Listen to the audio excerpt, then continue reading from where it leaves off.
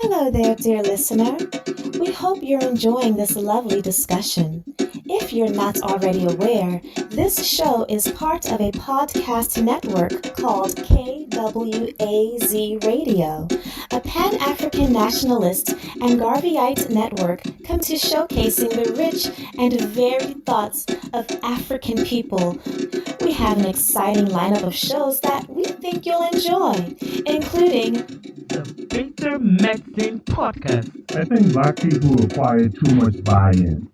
Like, we constantly have to sell black people on things that are beneficial to black people. The Pro-Black Perspective Podcast. I'm fearful that our people are not really studying how to get ahead, and we're kind of, continually staying behind. The Harsh Reality Podcast. To me, it don't matter. I think people are so dumbed down, it wouldn't matter what you reveal to them. They still are in the matrix. They're in the simulation. They're going to keep doing what they did their livings. So to me, it don't matter. The Learning Curve Podcast. Sexual access has never given you economic empowerment. The only person who has ever been economically empowered by a sexual relationship is the wasp and his woman. The Cathedral Cheek Show. When we start rising up to fight for our own, I guarantee you they'll stop doing what they're doing. I guarantee you they would have let their brother go. They was waiting to see what black folks was going to do. Brother Bakari Podcast. Black people love to claim folks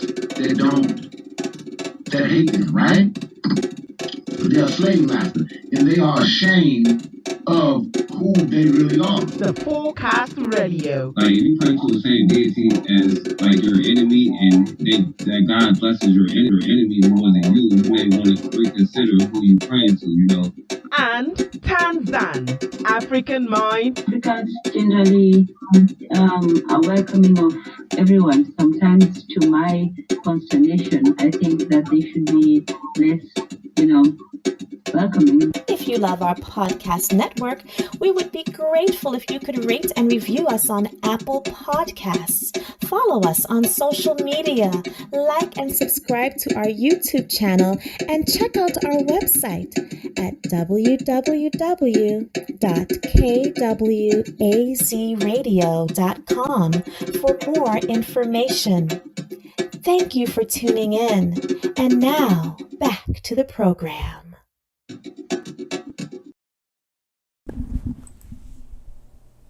Peace. Is this thing not showing? That's interesting. Peace. So what we're going to do is we're going to read How Europe Underdeveloped Africa. And we're going to do that by picking up this chapter. Now, unfortunately, this chapter is a little longer than the last chapter. So we're going to have to move a little quicker than we did last time. Of course, we took a few breaks just to give some context. We don't need to give that context this time. Also, I'm not going to stand up this time. So I'm going to sit down, chill, and, hopefully you guys enjoy the show as well as I enjoy the reading. But if you're out in the chat, just tell me what's going on. How's everything? It's a new week, and things are looking good. Things are looking promising in life. Hopefully it's looking promising in your life too. If it's not, obviously try to make a change. Well, let's go. Chapter 2, How Africa Developed Before the Coming of the Europeans up to the 15th century. So before even the British came into relation with our people, we were a developed people, having our own institutions, having our own ideas of government, right? And this is really important. So this is Casely Hayford. Sometimes when you see a name, look at it. This is an African nationalist, right? Big up to the African nationalists. General overview.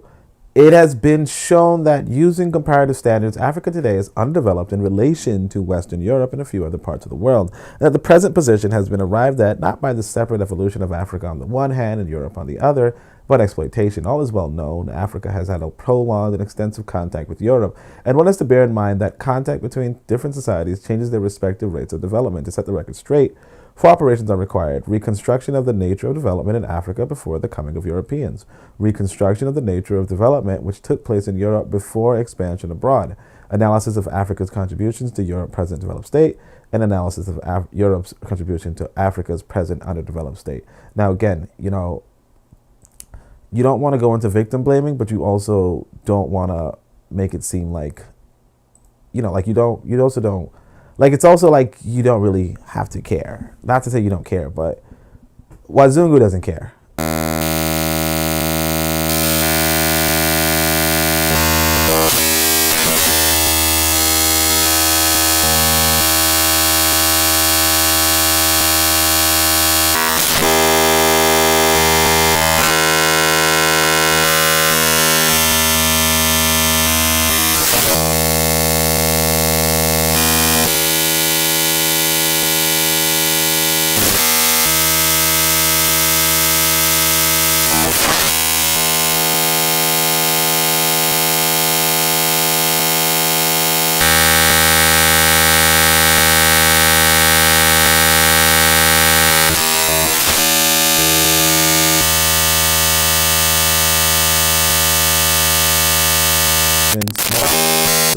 Fishermen and nomadic Fulani herdsmen. Even among clans and lineages that appear roughly similar, there were considerable differences. However, it is possible to distinguish between what was uniquely African and what was universal in the sense of being characteristic of all. It's weird how he has that same typo twice in a row. Like all, anyway. All human societies at a given stage of development. It is also essential to recognize the process of dialectical evolution from lower to higher forms of social organization, and in looking at the most advanced social formations, one would appreciate the potential of the continent as a whole and the direction of change. The moment that the topic of the pre-European African past is raised, many individuals are concerned for various reasons to know about the existence of African civilizations. Mainly, this stems from a desire to make comparisons with European civilizations. This is not the context in which to evaluate the so-called civilizations of Europe. It is enough to note that the behavior of European capitalists from the epoch of slavery through colonialism, fascism, and genocidal wars in Asia and Africa, such barbarism causes suspicion to attach to the use of the word civilization to describe Western Europe and North America. As far as Africa is concerned, during the period of early development, it is preferable to speak in terms of cultures. So he's like, look, let's not talk about civilization because these Europeans, like, they committed slavery, colonialism, genocidal wars, things that, well, again, we had slavery per se, but chattel slavery was a different beast. And it was,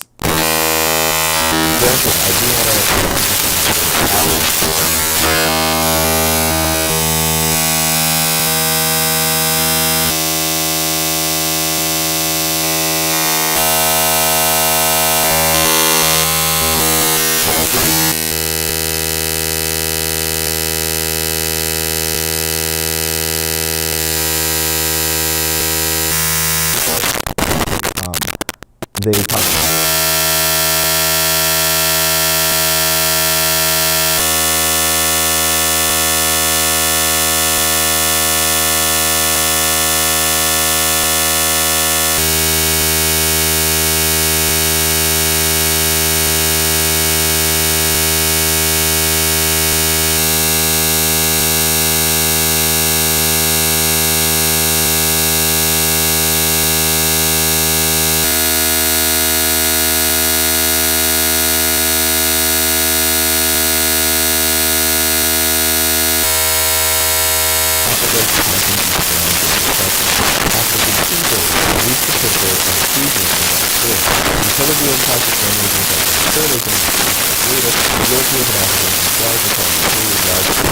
due regard for the unique features of African culture. Those features had a value of their own that cannot be eclipsed by European culture either in the comparable period before 1500 or in the subsequent centuries. They cannot be eclipsed because they are not really comparable phenomenon. Who in this world is competent to judge whether an Austrian waltz is better than a Makanda Ngoma? Furthermore, even if those spheres of culture that are more readily comparable, such as the fine arts, it is known that African achievements of the pre-European period stand as contributions to man's heritage of beautiful creations. The art of Egypt, the Sudan, and Ethiopia were known to the rest of the world at an early date. That of the rest of Africa is still being discovered and rediscovered by Europeans and present-day Africans. The verdict of art historians on the Ife and Benin bronze is well known. Since they date from the 14th and 15th centuries, they are very relevant into any discussion of African development in the epoch before the contact with Europe. Nor should they be regarded as unusual, except in regards to the material in which these sculptures were executed. The same skill and feeling obviously went to sculpture and artwork in non-durable materials, especially wood. So he's comparing the arts of Africa with the arts of Europe. And I mean, and of course the dance of Africa with the dances of Europe. It's like, I like dance, I like music, I like art, but I think that we have to come to embracing industrialism, and unfortunately, that's where things fall apart. Now, granted, Egypt was a massively advanced industrial society in a sense, but not necessarily the same sort of mechanistic industry that we have today. All the same, it was like an intellectual triumph. That said, like that was Egypt, you could say. You know what I mean? And not to say that that's not the rest of Africa, but realistically, it's like I could see where the critique can come to us. That's what I would say. So anyway, African dance and art. But like I said, dance and art, you shouldn't even talk about it, really. But anyway, and African dance and art were almost invariably linked with a religious world outlook in one way or another. As is well known, traditional African religious practices exist in great variety, and it should also be remembered that both Islam and Christianity found homes on the African continent almost from their very inception. And again, this is Egypt. The feature of the traditional African religions helped to set African cultures apart from those in other continents. But in present context, it's more important to know how much African religion had in common with religion elsewhere, and how this can be used as an index to the level of development in Africa before Europe impact in the 15th century. So he's like, to know how much in common religion had. And then now we're going to talk about religion. Religion is an aspect of the superstructure of society, deriving ultimately from the degree of control and understanding of the material world. However, when man thinks religious terms, he starts from an ideal rather than with the material world, which is beyond his comprehension. This creates a non-scientific and metaphysical way of viewing the world, which often conflicts with the scientific materialist outlook and with the development of society. African ancestral religions were no better or worse than other religions as such, but by the end of feudalism, Europe began to narrow the area of human life in which religion and the church played a part. Religion ceased to dominate politics, geography, medicine, etc. To free those things from religious restraints, it had to be argued that religion had its own sphere and that things in the world had their own secular sphere. The secularization of life speeded up the development of capitalism and later socialism. In contrast, religion pervaded African life in the period before the coming of the whites. This is pervaded life in other pre-feudal societies, such as those of the Maoris of Australia, the Afghans of Afghanistan, or the Vikings of Scandinavia. Religion can play both a positive and a negative role as an aspect of the superstructure. In most instances in early Africa, religious beliefs were associated with mobilization and discipline of large numbers of people to form states. In a few instances, religion also provided concepts in the struggle for social justice. The negative aspects usually arose out of the tendency of religion to persist unchanged for extremely long periods, especially when the technology of earning a living changes very slowly. The technology of earning a living is the economics. This was the case in African societies as in all other pre-capitalist societies. At the same time, the religious beliefs themselves react upon the mode of production, further slowing up progress in that respect. For instance, belief in prayer and in the intervention of ancestors and various gods could easily be a substitute for innovation designed to control the impact of weather and environment. The same kind of two-sided relationship also exists between the means of earning a living and the social patterns that arise in the process of work. In Africa before the 15th century, before the 15th century, the predominant principle of social relation was that of family and kinship associated with communalism. So again, now you're going to use this term communalism, right? Every member of an African society has his position defined in terms of relatives of his mother's side and on his father's side. Such societies place greater importance on matrilineal ties and others on patrilineal ties. In 2 seconds, I'm going to open up this thing on my phone. Those things were crucial to the daily existence. Position defined in terms of relatives. Okay, so I see. I was looking at my phone, so I don't have to close the thing. So we see Brother Bakari's in the chat. It says, peace and black power. And we got Kofi here. Kofi says, greetings. Greetings to both of you. Patrilineal ties. Those things were crucial to the daily existence of a member of an African society because land, the major means of production, was owned by groups such as the family or clan, and the head of which was responsible for the land on behalf of all kin, including foreparents and those yet unborn. Now, see, this is the trouble. So when you try to attach the word communalism to this this is like a chieftaincy. Okay, so the land really, so the head was responsible for all the land. Okay, that's not communalism. In theory, this pattern was explained by saying that the residents in any community were all direct descendants of the first person who settled the land. When a new group arrived, they often made a pretense that they too had ancestry dating back to the settling of the land, or else they ensured that members of the earliest kin groups continued to perform the ceremonies related to the land and water of the region. So again, this is not communalism. This is, if at best you could say it's a family kind of thing, but it's not communalism. It's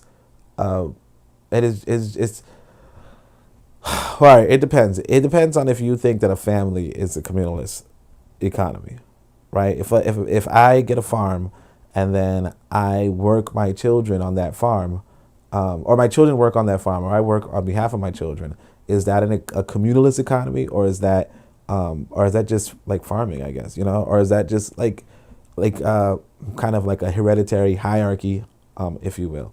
And like for the most part, it is kind of a hierarchy. If I'm dominating it, then like it's my, like it's not a communal situation. You could say it's familial, right? But it's not. I don't know. It's tough. Let's just say it that way. I mean, I guess his use of communalism instead of primitive communism is a little better than in retrospect, but still. But I mean, it's just something to think about, right?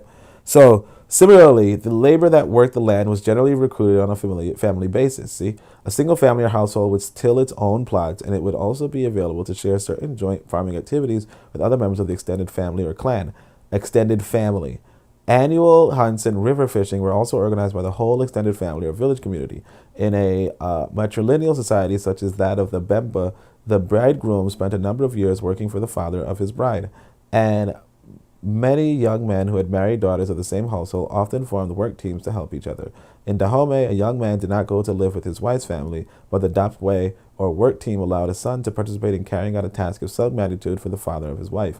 In both of those examples, the right of the father-in-law to acquire labor and obligation of the son-in-law to give labor were based on kinship. This can be contrasted with capitalism, where money buys labor, and with feudalism, where the serf provides labor in order to have access to a portion of land which belongs to the landlord. So again, so you see in the feudalist situation, and again, these are European models, but in the feudalist situation, you provide labor to have a portion of the land. But technically this is what this is. It's just that this man, like the son-in-law, is giving labor to the father-in-law. Obviously not necessarily a portion of land, but for having, the guy's daughter. So having the father-in-law's daughter, which would be his wife, right? Which would be the son-in-law's wife. So anyway, having been produced on land that was family property and through family labor, the resulting crops and other goods were distributed on the basis of kinship ties. If a man's crops were destroyed by some sudden calamity, relatives in his own village helped him. If the whole community was in distress, people moved to live with their kinsmen in another area where food was not scarce. In a Khan country, Ghana, clan system was highly organized, so that a man from Brong could visit Fante many hundreds of miles away and receive food and hospitality from a complete stranger who happened to be of his own clan, right? So a man from Brong could visit Fante many hundreds of miles away and receive food. Yeah. Numerous examples can be brought forward to show the dominance of the family principle in the communal phase of African development. It affected the two principal factors of production, land and labor, as well as the system of distributing goods. European anthropologists who have studied African societies have done so mainly from a very prejudiced and racist position, but their researches can nevertheless provide abundant facts related to family homesteads and compounds, to the extended family, including affirming members who joined by association rather than by birth or marriage, and to lineages and clans which carry the privilege of kinship alliance over large areas. However, while the exact details might have differed, similar social institutions were to be found among the Gauls of 11th century France, among the Viet of Indochina at the same date, and virtually everywhere else in the world at one time or another, because communalism in one phase through which all human societies pass. And so that's another thing I wanted to say. Like, we tend to say, hey, you know what? This sort of behavior is an African phenomenon, right? Oh, we're Africans, so we're nice to our neighbors, right? And the thing is this, that if you really study, history, or you really study recordings, you realize that even the Gauls of France, even the Viets of Indochina had these sort of similar institutions. Even have this sort of similar, oh yeah, we're nice to strangers. And that's where a lot of our analysis falls apart, and why a lot of times when we say, oh, this is African, we're not realizing that we're relegating ourselves to a certain position. Now, so far it's been 20 minutes and I read 8 pages, so that's actually pretty good progress, by the way. Because it looks like there's 64 pages, so we have to go really quickly. So it looks like we have 8 times as much, 20. You know, you guys get what that is. All right, so like I'm not doing that. And also, but I mean, I'm also stopping all the crap. But in all African societies during the early epoch, the individual at every stage of life had a series of duties and obligations to others in society, as well as a set of rights, namely things that he or she could expect or demand from other individuals. Age was a most important factor determining the extent of rights and obligations. The oldest members of society were highly respected and usually in authority, and the idea of seniority through age was respected in the presence of age grades and age sets in a great many African societies. Circumcision meant initiation into the society and into adulthood. From that moment, a man was placed with others in his own age group, and a woman likewise. How usually there were at least 3 age grades, corresponding roughly to the young, the middle-aged, and the old. In the large part of Europe, when communalism broke down, it gave way to widespread slavery as a new form in which labor was mobilized. This slavery continued throughout the European Middle Ages, with the Crusades between Christians and Muslims giving an added excuse for enslaving people. Now again, so why did Europe become widespread slavery? I can't say. Because I remember you did have slavery in. See, again, this is hard to say, right? Because you do have slavery in Rome, and you do have slavery in Greece, right? But also, we're talking about the European Middle Ages. We had the Muslims come in and enslave Europeans, right? So was it even their society? Is the big question, Now, granted, the Greeks had slavery and so on and so forth, but again, so did a lot, like parts of Africa,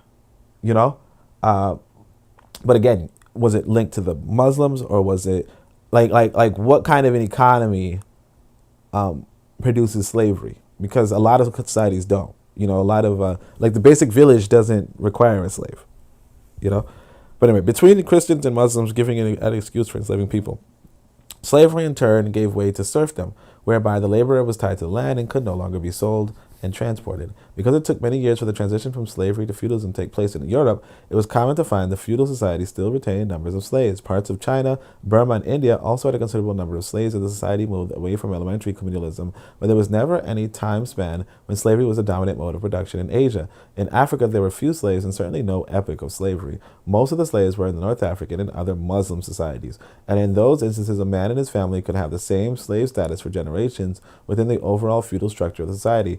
Elsewhere in Africa, communal societies were introduced to the concept of owning alien human beings when they made captives in war. At first, those captives were in a very disadvantaged position, comparable to that of slaves, but very rapidly, captives or their offspring became ordinary members of society because there was no scope for the perpetual exploitation of man by man in a context that was neither feudal nor capitalist. Both Marxists and non-Marxists alike, with different motivations, have pointed out the sequence of mode of production noted in Europe were not reproduced in Africa. In Africa, after the communal stage, there was no epoch of slavery arising out of internal evolution, nor was there a mode of production which was the replica of European feudalism. Marx himself recognized that the stages of development in Asia had produced a form of society which could not easily be fitted into a European slot. Marx himself recognized the stages of development in Asia had produced a form of society which could not be easily fit into a European slot. Again, Marxism was European, and even the European Marx said, hey, you know what? This doesn't apply to Asia. That he called the Asian mode of production. If you guys know Brother Kamji verse, he talks about the African mode of production. So you see that it's not even illegitimate, i.e. that we would not attach Africa, I guess you guys see Africa mode of production, but it's not even legitimate to say that Africa is not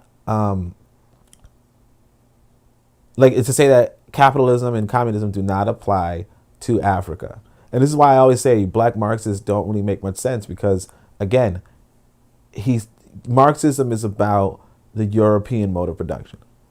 Right, and it invalidates itself in Asia and Africa, right? So following along these lines, a number of Marxists have recently been discussing whether Africa was in the same category as Asia or whether Africa has its own African mode of production. The implication of the arguments are very progressive because they are concerned with the concrete conditions of Africa rather than with preconceptions brought from Europe. But the scholars' concerns seem to be bent on finding a single term to cover a variety of social formations which were existing in Africa from about 5th century AD to the coming of colonialism. The assumptions that will underlie the study is that most African societies before 1500 were in a transitional stage between the practice of agriculture plus fishing and herding in family communities and the practice of the same activity within states and societies comparable to feudalism. In a sense, all history has transitioned from one stage to another, but some historical situations along the lines have more clearly distinguishable characteristics than others. Thus, under colonialism, there was no classes and there was equal access to land and equality in distribution at a low level of technology and production. Feudalism involved great inequality in distribution of land and social products. The landlord class and its bureaucracy controlled the state, and it used it as an instrument for oppressing peasants, serfs, slaves, and even craftsmen and merchants. The movement from communalism to feudalism in every continent took several centuries, and in some instances, the interruption of internal evolution never allowed the process to mature. In Africa, there is no doubt that societies which eventually reached feudalism were extremely few. So long as the feudal state was still in the making, elements that were communal coexisted with elements that were feudal and with some peculiarities due to African conditions. The transition was also characterized by a variety of social formations. There are pastoralists and cultivators, fishing societies and trading societies, raiders and nomads. They are all progressively drawn into relationship with the land, with each other, and with the state through the expansion of productive forces and the network of distribution. So again, he's forcing the Hegelian dialectic on Africa. And so, you see all these weird peculiarities regarding to European feudalism, but then you also see, I want you guys to know that how he kind of like makes feudalism seem really bad. The instrument for oppressing peasants, servants, slaves, and even craftsmen. So all of a sudden these kings are oppressors, but we have to remember that the kings, right, the landlords and so on and so forth, they had to protect these people. There is this Japanese story called the 12 Samurai, right? And in the 12 Samurai, what happens is these samurai come to this village, okay? They come to this village and they say, yeah, we'll protect you against the bandits because bandits are a real thing, a real threat, right? So the samurai fight the bandits and then most of them die, right? Spoiler alert, most of them die, right? After they die, one of the samurai says, they push back the bandits, right? So that the bandits will be unlikely to come back next year, right? And so the samurai says the people who won were the peasants because the peasants get to continue their lives. See what I'm saying?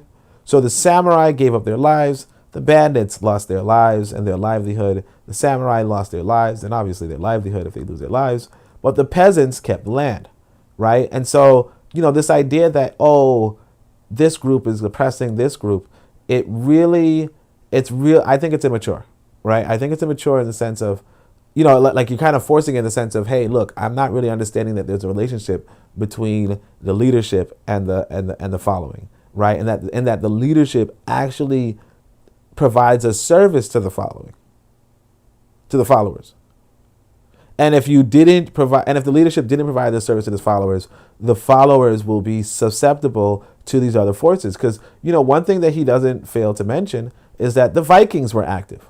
So now you're a king in England, right? If you said, look, down with the kings, peasants get all the revenue from their land, that's perfectly freaking fine. What happens is that then the kings come down and destroy your civilization. And the same can be said of what happened to Africa. You could say, if you were to say, hey, you know what, in Africa, we didn't have strong kingdoms, we didn't have strong empires, we only had these villages. Those villages were raided, and now half of the people listening to this podcast, although there's only 2 of us, so I guess maybe 100% of us, right? Half of us are descended from people who were prisoners of war. Because we didn't have strong kings. Or we didn't have kings that were strong enough. And so half of us are descended from prisoners of freaking war.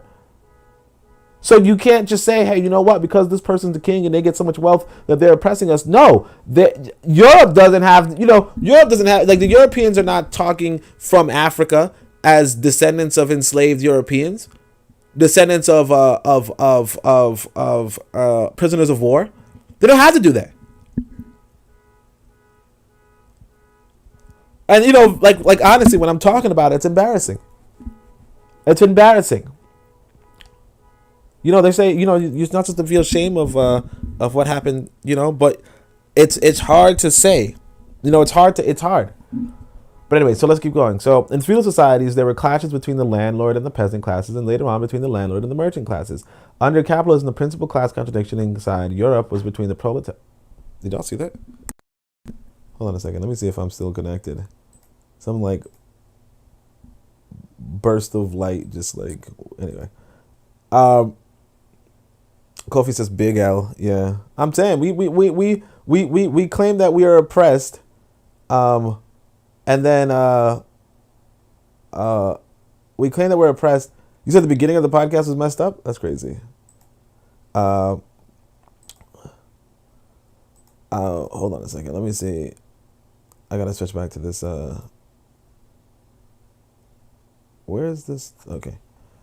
Let me read this comment. Brother Makari says the beginning of your podcast was messed up. I believe that's why people left. Well, I think it's also because the book is boring, but but it is what it is, Sometimes you got to do what you got to do, right?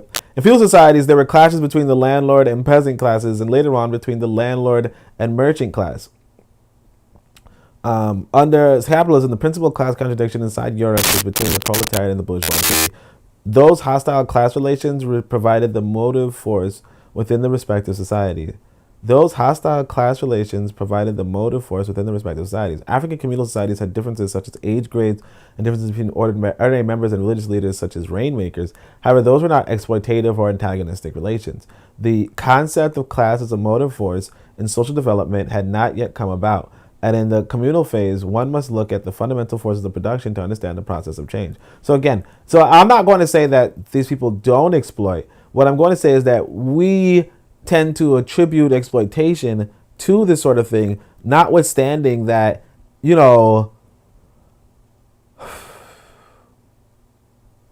like what else should be the relationship? If you don't, like you see this landlord thing, these are the protectors of their communities.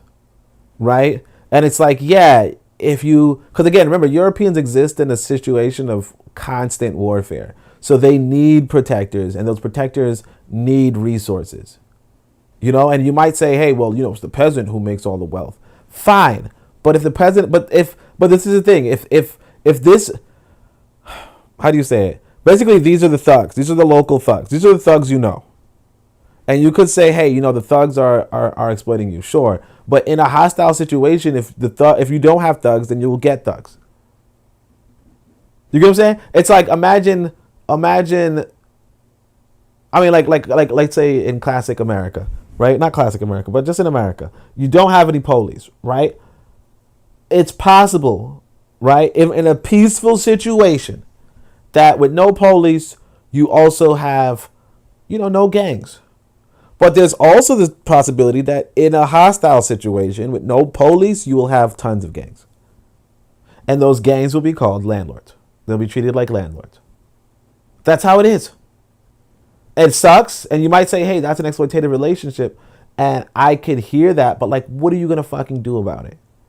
It's like this brother who's publishing, who keeps showing me this book. He's like, look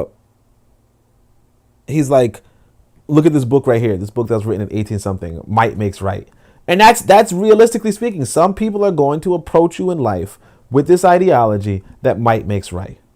You could say, hey, and that's the sucky part. Like, you can have all the morals on the planet.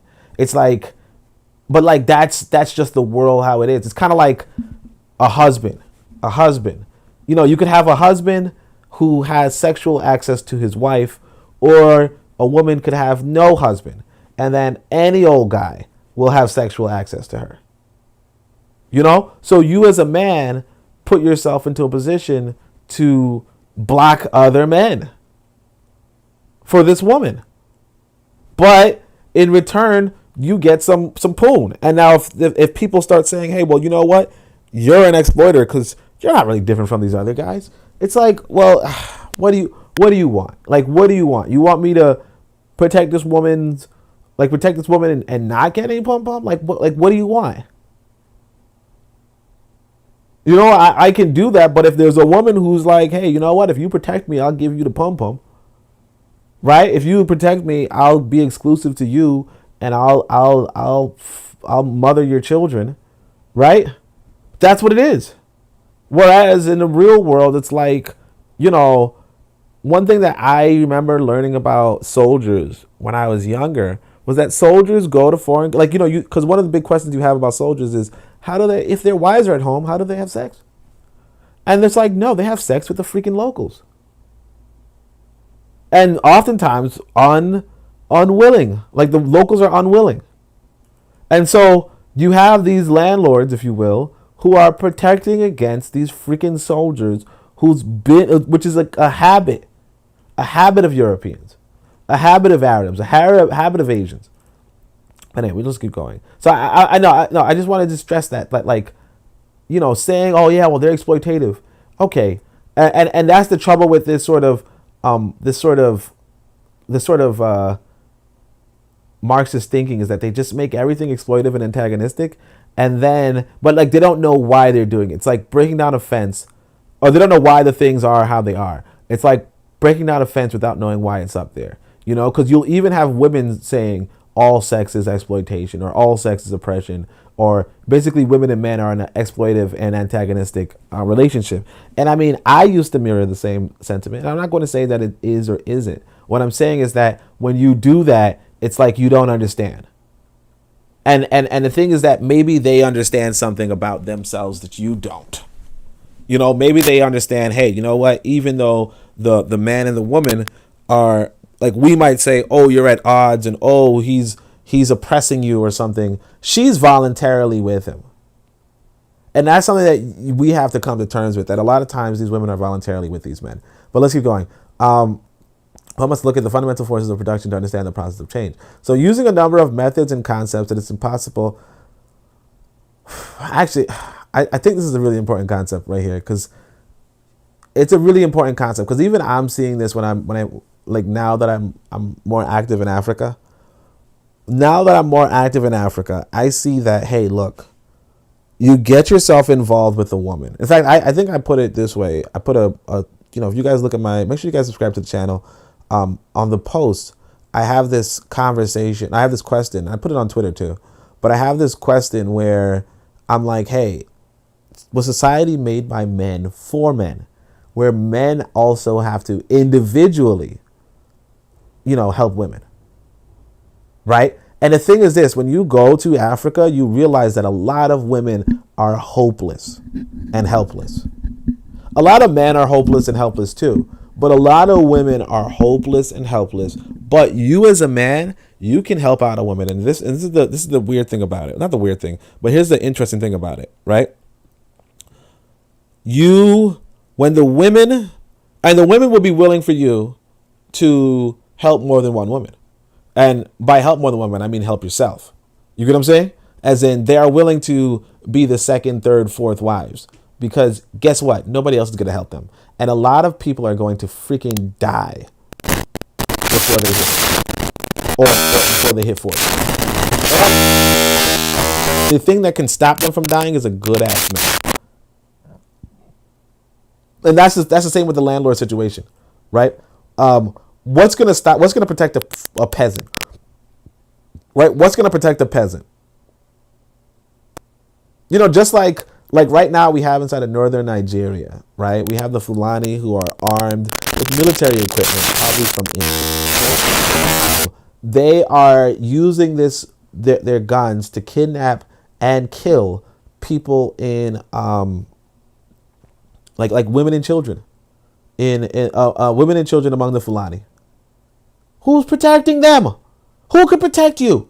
So now and when we talk about the protection of our people, we have to remember we are descended from prisoners of war. A lot of us. And not just that, The Europeans, listen to me. I want you to try to remember this.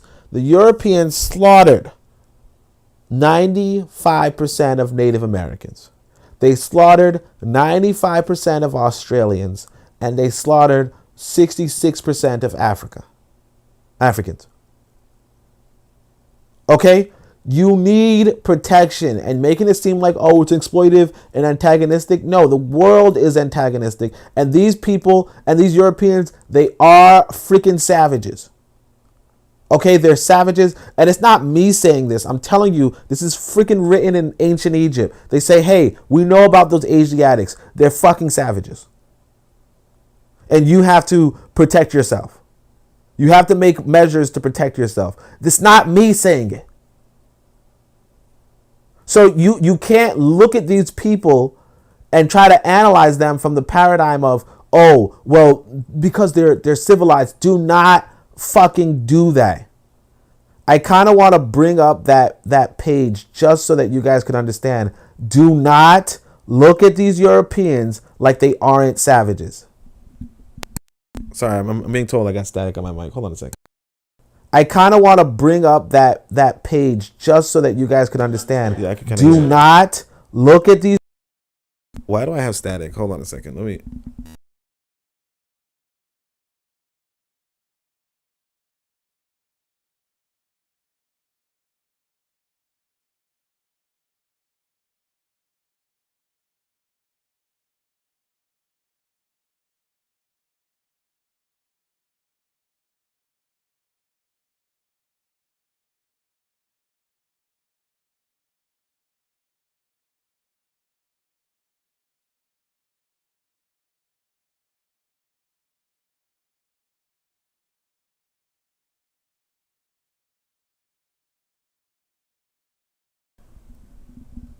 Okay, hopefully this is a little better. Let's see. Sorry, I was told I had static on my. Nope, it's okay. Hopefully this. It's not better. It's a little better. Let's see. Sorry, I was told I had static on my. Yeah, it looks like it's not better. Shit. Okay, that sucks. I don't know what happened. I probably dropped this thing too much. We'll just do, I guess. All right, so let's see. You.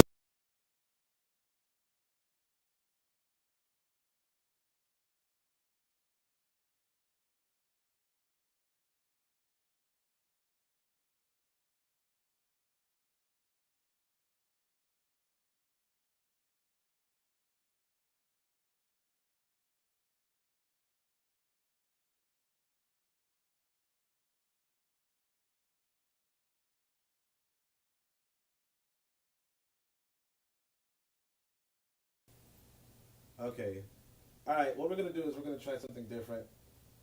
We're gonna try something different. Well, let me see if I could change this back quickly. Okay. All right.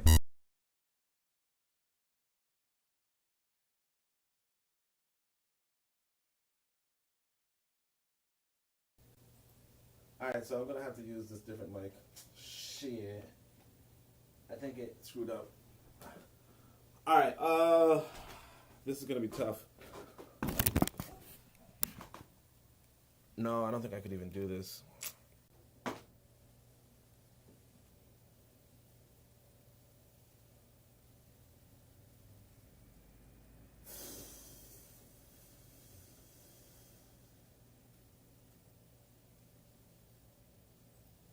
Sometimes you have to leave good enough alone.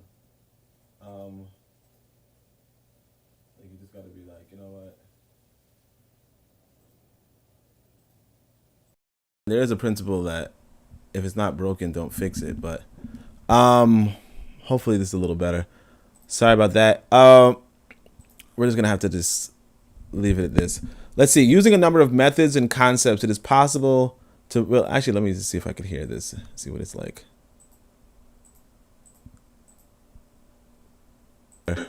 Sorry about that. We're just gonna have to just leave it at this. Let's see. Using a number of methods and yeah, all right. Let's see. Maybe that could do it. All right. Yeah, we're just gonna have to leave it a good. Yeah, I'll have to probably buy another mic. Kofi says buzzing noises. I think I heard it too. Brother Bakari says, Oni, your mic is getting worse and worse. Oh, it might be the worstest. Oh, right? Shit. I tell you, man. The things you do. All right. So using a number of methods and concepts, it is possible to reconstruct the most likely manner in which isolated family living was broken down and production increased. For instance, the rise of age grades can be seen as responding to the needs for greater solidarity. Because age grades included and cut across many families. Similarly, communal labor was entered into by cross-sections of the community to make work more efficient. The Dapkwe work group of Dahomey mentioned above had a wider application in serving the whole community to perform the heavy task of clearing land, house building, etc. With the offer of some food and beer or palm wine, a work team or work bee can be mobilized in a short time in most African communities, including those of the light-skinned Berbers of North Africa. Of course, light-skinned, right? Like, of course, that's what I'm saying, man. What are you talking about, the light-skinned Berbers of North Africa? See, I would have just left it alone. Anyway, but you guys get it. Berbers are not light-skinned. They're descended from the Visigoths kind of thing. But anyway, so of course, while the organization of labor might have helped to produce more, the principal change in the productive force was that which comprised new techniques. Using the word in its broadest sense so of course, while the organization of labor might have helped to produce more, the principal change in productive forces was that of which comprised new techniques, using the word in its broadest sense to include both tools and skills in dealing with the environment and then new plant and animal species. The first prerequisite for mastery of the environment is knowledge of the environment. By the 15th century, Africans everywhere had arrived at a considerable understanding of the total ecology of the soils, climate, animals, plants, and their multiple interrelationships. The practical application of this lay in the need to trap animals, to build houses, to make utensils, to find medicines, and above all to devise systems of agriculture. In the centuries before the contact with Europeans, the overwhelmingly dominant activity in Africa was agriculture, and it's still so much. But in all the settled agricultural communities, people observed the peculiarities of their own environment and tried to find techniques for dealing with it in a rational manner. Advanced methods were used in some areas, such as terracing, crop rotation, green manuring, mixed farming, and regulated swamp farming. The single most important technological change underlying African agricultural development was the introduction of iron tools, notably the axe and the hoe, replacing wooden and stone tools. It was on the basis of the iron tools that new skills were elaborated in agriculture as well as in other spheres of economic activity. So one thing people want to talk about, so he might talk about it, but this is what we call the Bantu migration, right? But anyway, so of course some people don't agree with the term Bantu, but still. The coming of iron, the rise of cereal growing, and the making of pottery were all closely related phenomena. In most parts of Africa, it was in the period after the birth of Christ that those things came about. The rate of change over a few centuries was quite impressive. Millet and rice had been domesticated from wild grasses just as yams were made to evolve from selected wild roots. Most African societies rated the cultivation of their own particular staple to a fine art. Even the widespread resort to shifting cultivation with burning and light hoeing was not as childish as the first European colonists supposed. That simple form of agriculture was based on a correct evaluation of the soil potential, which was not as great as initially appeared from the heavy vegetation. And when the colonialists started up setting the thin topsoil, the result was disastrous. The above remarks show that when an outsider comes into a new ecological system, even if he is more skilled, he does not necessarily function as effectively as those who have familiarized themselves with the environment over centuries, and the newcomer is likely to look more ridiculous if he is too arrogant to realize that he has something to learn from the natives. However, it is not being suggested that African agriculture in this early period was superior to that of other continents. On the contrary, African standards of husbandry on the land and the livestock were not as high as those independently involved in most parts of Asia and Europe. The weakness in Africa seemed to have been the lack of professional interest in acquiring more scientific knowledge and in devising tools to lighten the load of labor, as well as to transform hostile environments into areas suitable for human activity. As far as agriculture in Europe was concerned, this professionalism was undertaken by the class with the vested interest in the land, namely the feudal landowners and later the capitalist farmers. So again, you have these landowners and the capitalist farmers, the people that are quote unquote exploiting and oppressing other people. They are, for what it's worth, pursuing professionalism and advancing agriculture in and of itself, right? Whereas the peasants who quote unquote do the work of the land are not necessarily going to be concerned with that. And you have, comparably, you have in Africa, you have those peasants who are free and do not have these quote unquote landowners, if you will, but then they do not, allegedly they don't advance this, the science to that sort of degree. Although again, remember, Egypt is a big exception. Egypt had very, like even by modern standards, very advanced scientific knowledge in regards to agriculture. But again, like Egypt was not, like not just an exception, but it was a different beast altogether, right? Or you don't want to just look at Africa as if it's only Egypt, right? That would be a mistake. Anyway, so it has previously been stated that development is very much determined by the social relations of production, i.e., those which have to do with people's functions in producing wealth. Where a few people own the land and the majority were tenants, this injustice at a particular stage of history allowed the few to concentrate on improving their land. In contrast, under communalism, every African was assured of sufficient land to meet his own needs by virtue of being a member of a family or community. For that reason, and because the land was relatively abundant, there were very few social pressures or incentives for technical changes to increase productivity. In Asia, where most of the land was communally owned, there were tremendous advances in some types of farming, especially irrigated farming. This was because the state in India, China, Ceylon, and other places intervened and engaged in irrigation and other hydraulic works on a large scale. This is also true of North Africa, which in most respects followed a pattern of evolution similar to that of Asia. The African land tenure pattern was closer to that of Asia than to that of Europe, but even the most politically developed African states did not play the role of initiators and supervisors of agricultural development. So again, obviously, I shouldn't even talk about Egypt for that because you guys know. But the thing is this, that you make these broad statements on African states, but it's very, very hard to justify. Because, I don't know, unless you're really familiar with all the African kingdoms, particularly, let's say, Songhai or, I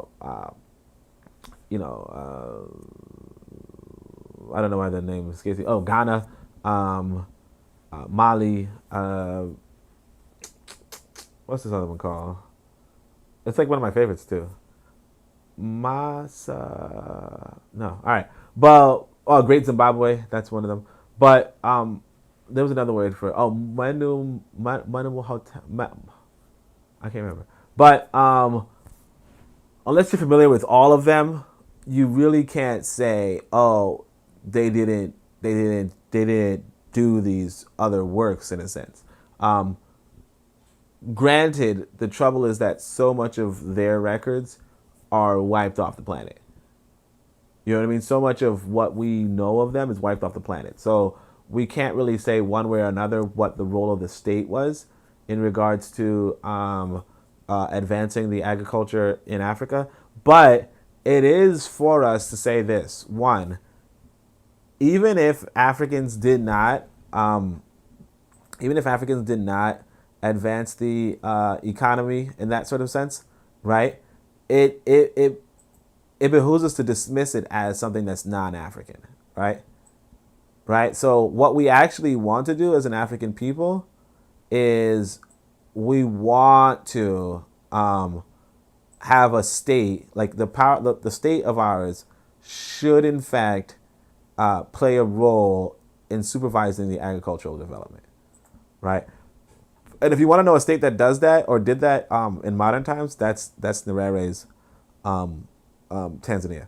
Obviously, Nkrumah's Ghana also had something like that, right? Anyway, so that's all I can say. All right, so let's keep going. One reason may have been the lack of population pressure and hence the scattered nature of settlements. Another may have been state concentration. Let me just make sure you guys can hear me.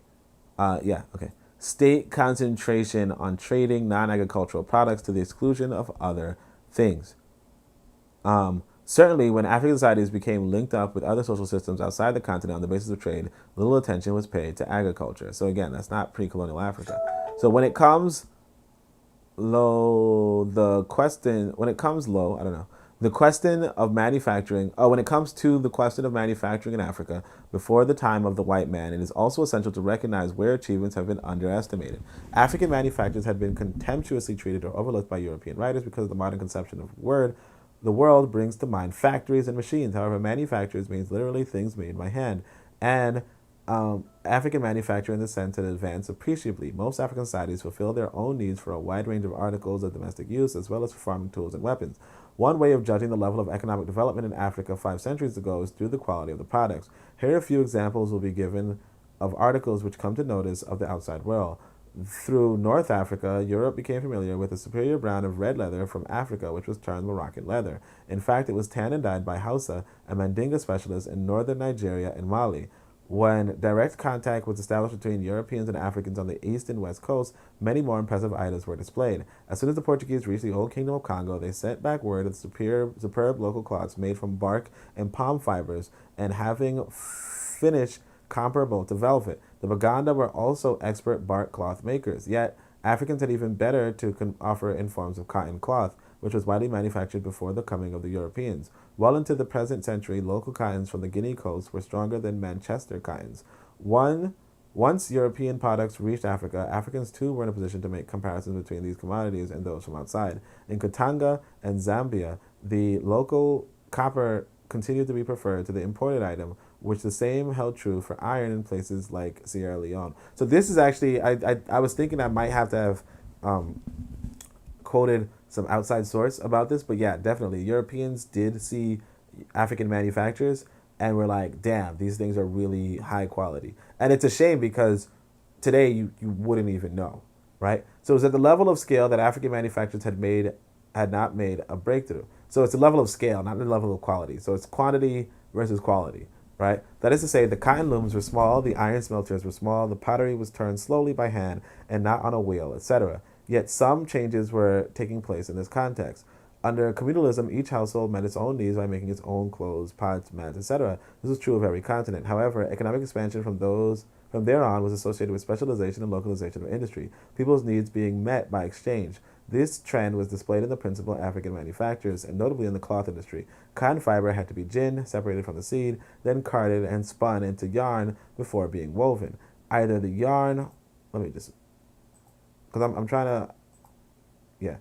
So either the yarn or the woven cloth had to be dyed, and the making of the dye itself was a complex process. There was a time when all these stages would be performed by a single family, or rather by the women in a single family, as in Yorubaland.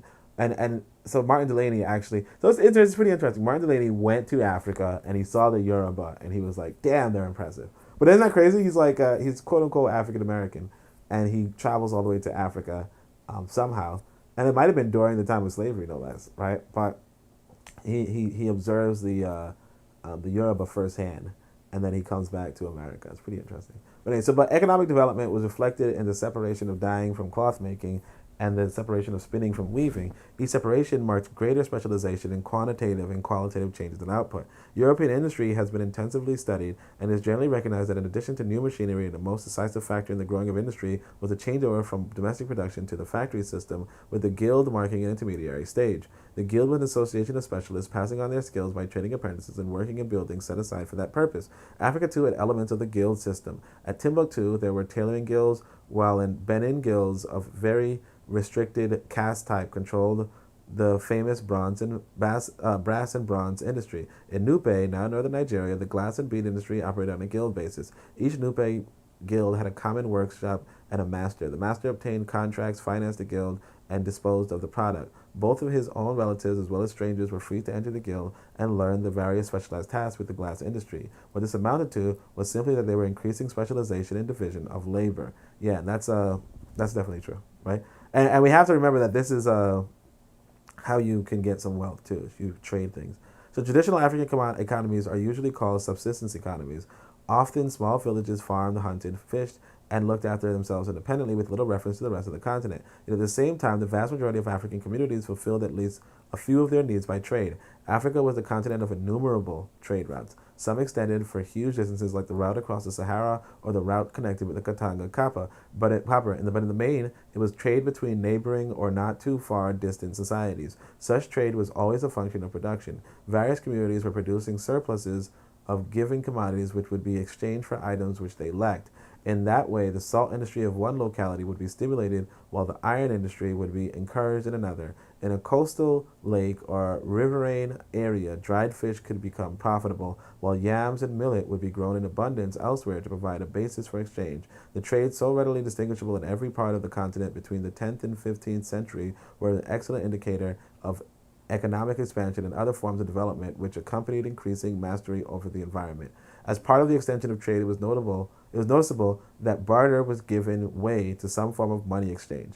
Barter was generally practiced when the volume of trade was small and when only a few commodities were involved. However, as trade became more complicated, some items began to use as the standard for measuring other goods. Those items could be kept as a form of wealth, easily transferred into other commodities when the need arose. For example, salt, cloth, iron ore, and cowrie shells were popular forms of money in Africa, apart from gold and copper, which were much rarer and therefore restricted to measuring things of great value.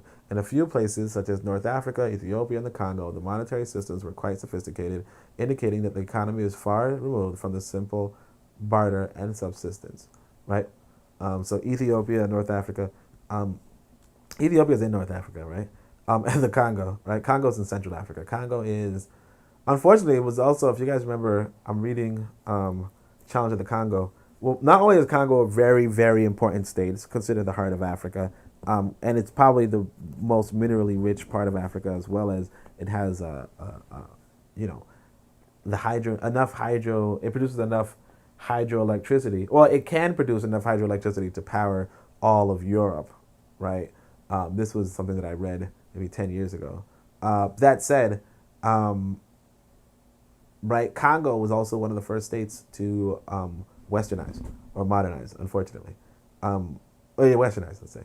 So anyway, there were many other changes of socio-political nature accompanying the expansion of the productive forces.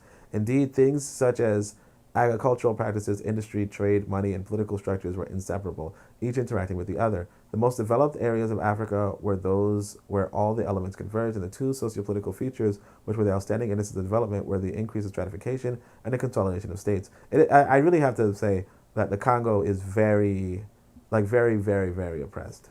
You know, very, very oppressed. Anyway, let's keep going. The principle of family and deferment to age were slowly breaking down throughout the centuries preceding the arrival of Europeans in their sailing ships. Changes in technology and division of labor made that inevitable. The introduction of iron, for example, gave economic and military strength to those who could make and acquire it. Better tools meant more food and a greater population, but the latter tended to outrun the supplies of material goods, and the possibilities of wealth opened up by the possession of iron were seized upon by a few to their own advantage. Skilled workers in iron, cloth, pottery, leather, sculpt making, etc. tend to pass on their skills in closed groups known as castes. They ensure that the division of labor operated in their favor because their position was privileged and strategic. Ironworkers were particularly favored in some African societies in which they either became the ruling groups or were very close to the top of the social hierarchy. The division of labor, so again, you have this hierarchy. The division of labor also carried over into non-material spheres, producing professional minstrels and historians. They, too, had certain special rights and privileges, notably the ability to criticize freely without fear of reprisal. In some circumstances, skilled castes were reduced to very low status. But what was rare, and in any case, it does not contradict the general assertion that the tendency was for communalism to give rise to... But what was rare, maybe he meant, but that was rare. In any case, it does not contradict the general assertion that the tendency was for communalism to give rise to more and more stratification. So social stratification was the basis for the rise of classes and for social antagonism. To some extent, this was a logical follow-up for the previous non-antagonistic differences in communal societies.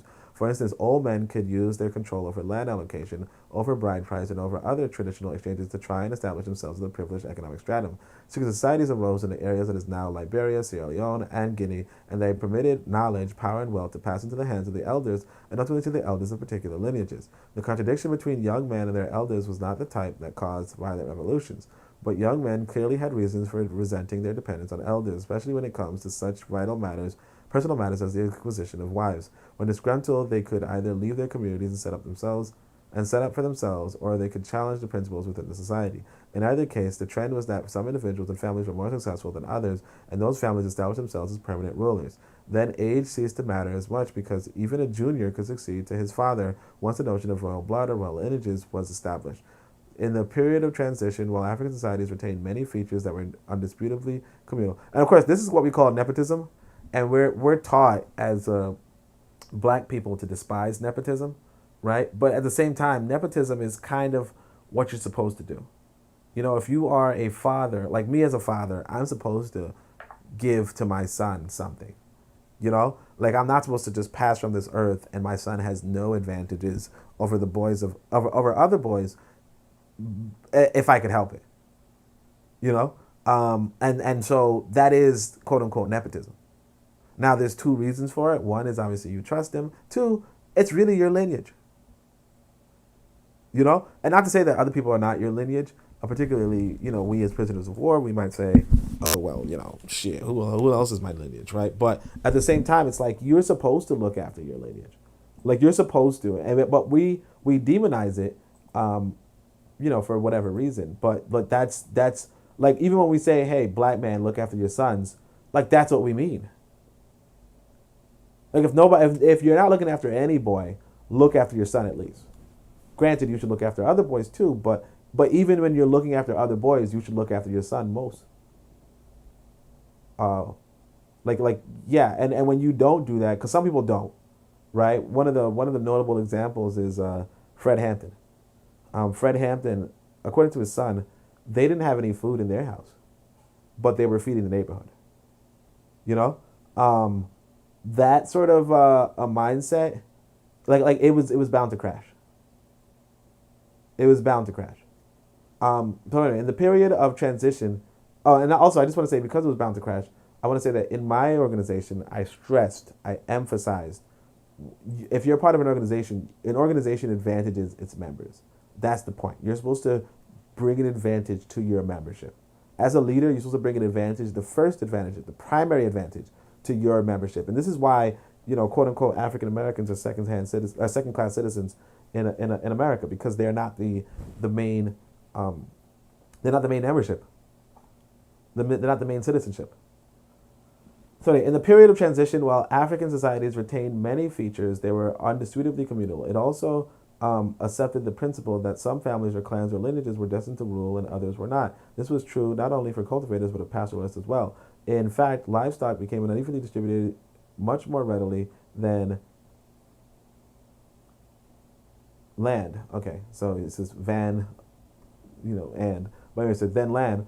And those families with the largest herds became socially and politically dominant. An even more important aspect of the process of social stratification was that brought about by contact between different social formations. Fishermen had to relate to cultivators and latter to pastoralists. So look, you see a lot of what he's saying is uneven and inequality. He doesn't write inequality, but you guys get it. It's like things are not going to be equal, even all things considered. I can tell you this, for instance. If you give me, I like this number, 10,000, right? If you give me $10,000 and you give, let's say, my neighbor $10,000, right? Let's just pretend, right? I might do something stupid with the money. I might say, hey, look, I'm going to put 5,000 on the markets, right? And then the market crashes and I lose $5,000. Sure, right?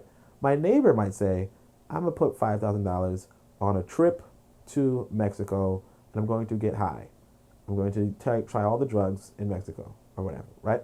At the end of the day, now we both probably lost our $5,000, okay? But what I'm saying is that two people with the same amount of money, right, can do two differently stupid things. Now, in the long term, you'll say, hey, that guy who spent $5,000. Now, some people might spend $5,000 on drugs and then stop taking drugs, right? Some people might spend $5,000 on the market and then stop putting money on the market.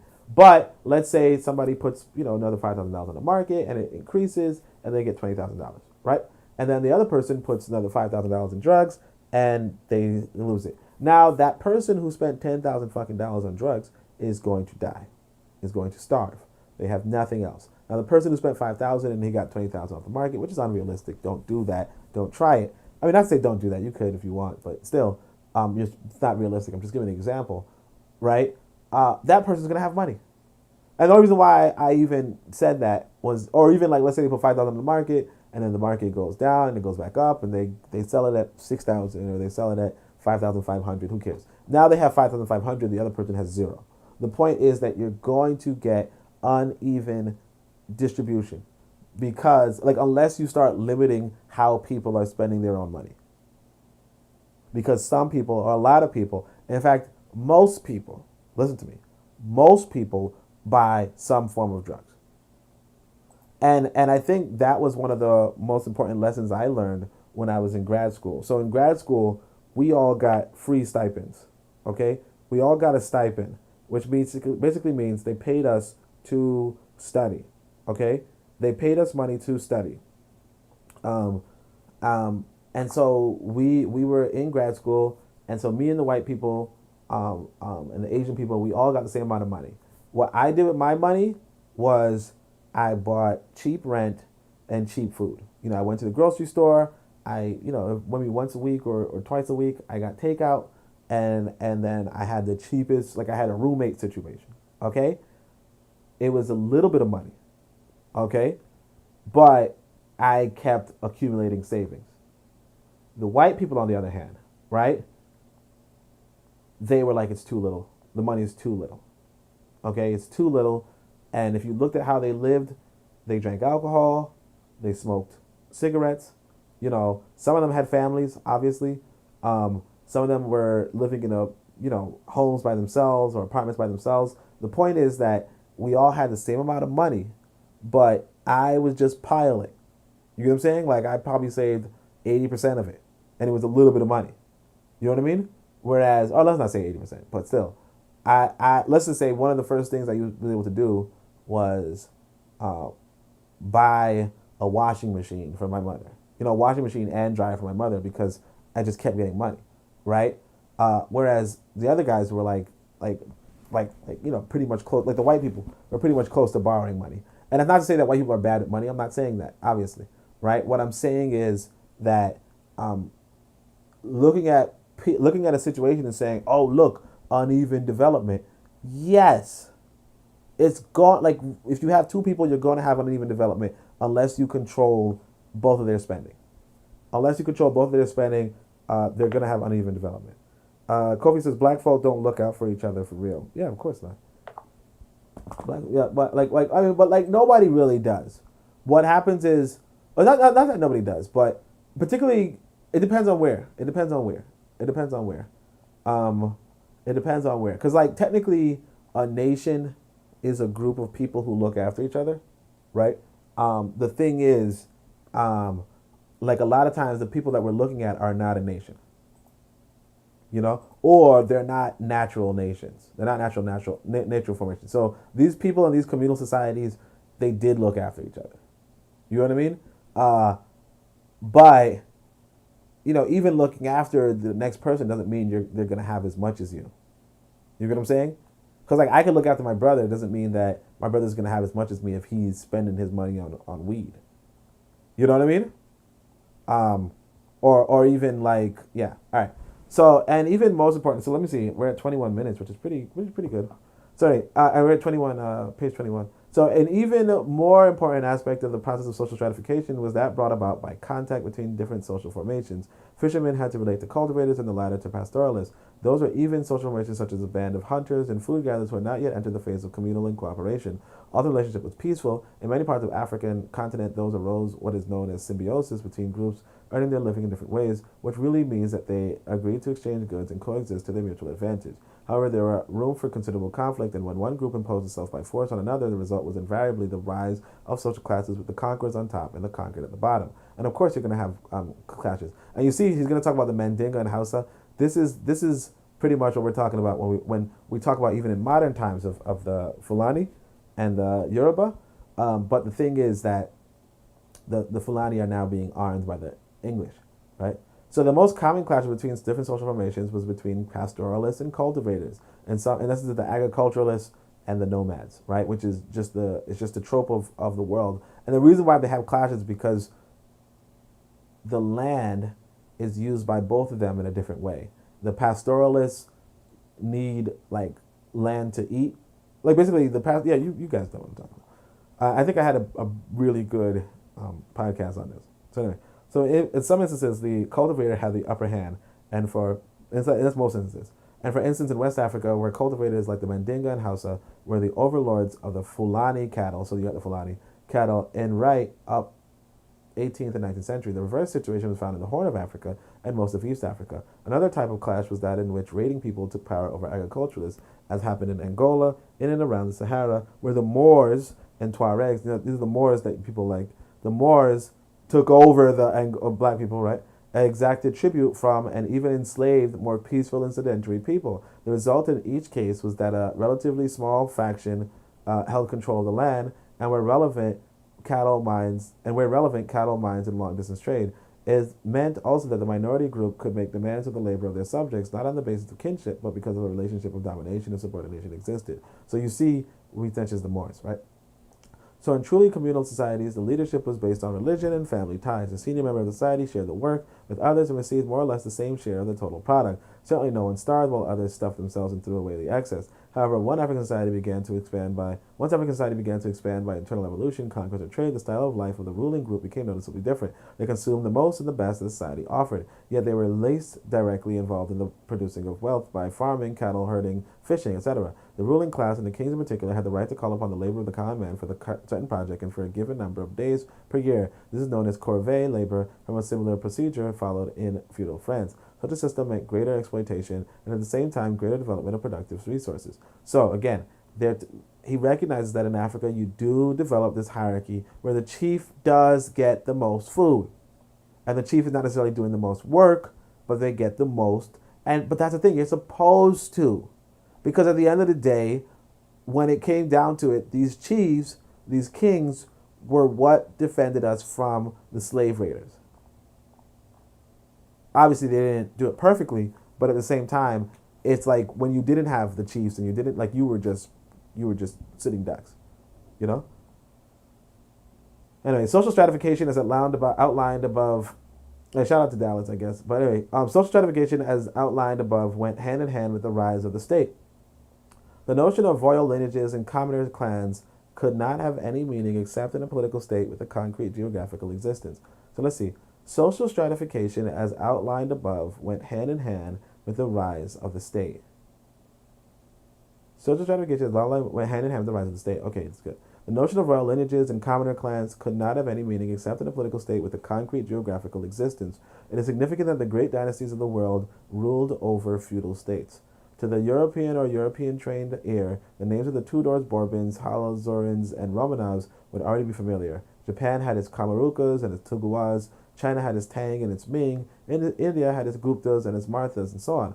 All those were feudal dynasties existing in a period some centuries after the birth of Christ. But in addition, there were dynasties which ruled in each of these countries before feudal land tenure and class relations had fully crystallized. It means that the transition to feudalism in Europe, communalism gave way to slavery, and therefore dynasties as strong states were present on the eve of the slavery epoch. And Asia saw the rise of ruling groups and the state as interdependent parts of the same process. In that respect, Africa was no different. From a political perspective, the period of transition from communalism to feudalism in Africa was one of state formation. At the beginning and for many centuries, the state remained weak and immature. It acquired definite territorial boundaries, but inside those boundaries, subjects lived in their own communities with scarce any contact with the ruling class until the time came to pay an annual tax or tribute. Only when a group within the state refused to pay the tribute did the early African state mobilize their repressive machinery in the form of an army to demand what is considered as its right from its subject. Slowly, various states acquired greater power over the many communities of citizens. They exacted corvée labor, they enlisted soldiers, and they appointed regular tax collectors and local administrators. The area of Africa in which labor relations were breaking out of communal restrictions correspond to areas in which sophisticated political states were emerging. The rise of states was itself a form of development which increased the scale of African politics and merged smaller ethnic groups into wider identities suggestive of nations. So again, you have this, well, the state is going to, like the thing about this is that they make everything that makes sense negative. I want people to understand, right? You have these definite territorial boundaries. You have an administration. You need taxes. Okay, you need taxes to police this territory. And if you don't police this territory, what happens is, like, you're open to foreigners. So you don't make it seem like, oh, well, you know, the repressive state. It's not the repressive machinery. It is, you are providing a service, you deserve compensation. And I'm not going to say, oh, well, maybe the relationship between this and that, maybe the state might, you know, charge too much or something like that. I get that that's a possibility too, right? But you cannot simply just look at this and say, oh, well, it has to be that it's a, you know, exploitative relationship, right? Because without this, because what happens is this: You have Africa today without any strong states, and look how it's gotten effed over for 200, 400 years. I mean, a lot of us are not like it's so embarrassing to be a black socialist. You should be embarrassed.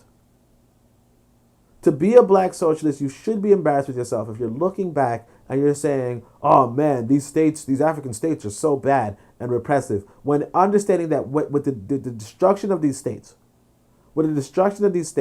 these kingdoms, like all of our people got fucked over, big time, for 400 years. Like it's so like you should be embarrassed of yourself.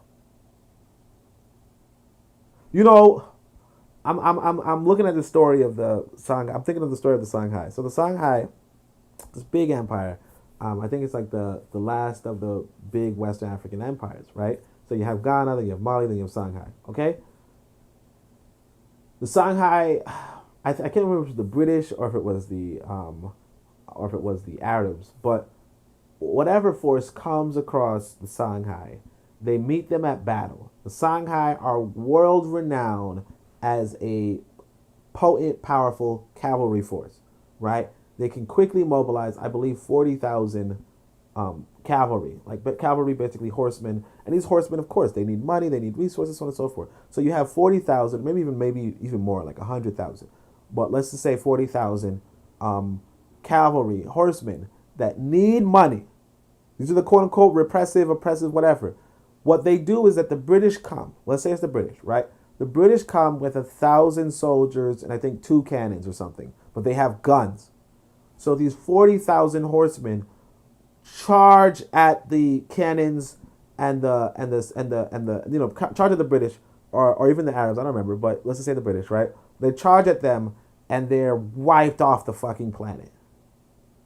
And then the British say, "Oh, okay, these people are easy," and they conquer Nigeria. Okay, and of course I might be mixing up the details. It's I don't have perfect memory, right? But the lesson there is this: that those people, those cavalry, had kept the British and the Arabs at bay for centuries, but because the British had the good sense to invest in the technology of war and pay the tribute for expanding their war machine, right? The British went on to become the colonizers of the planet. And not to say that you wanted the Africans to be the colonizers of the planet, but what I'm saying is that the British went on to have wealth for their citizens, and we, as the citizens of people who are now looking back and saying, "Oh, it's such an oppressive state," we end up in fucking slavery. End up with 60% of us dead. And I say this to say we and I say this because I'm saying these fucking socialists, right? No disrespect to Brother Bakari's son, right? But these fucking socialists, right? Apologies. Oh no, he's a young man. It's okay, right? But these socialists, what they're saying is, "Ugh, I hate oppression. They're so oppressive." When the people who marched against the British were these soldiers that needed to have resources. It wasn't the freaking peasants. And how with the peasants, because they couldn't, or without the regular people or whatever, the civilians, what happened with them? Well, they were all carted off and carted away, and we're looking back and saying, shame on society for having soldiers. That's what I'm gonna say. I want you guys to. I just needed to say that. Okay, I just needed to say that. Anyway, so in some ways, too much importance is attached to the growth of political states.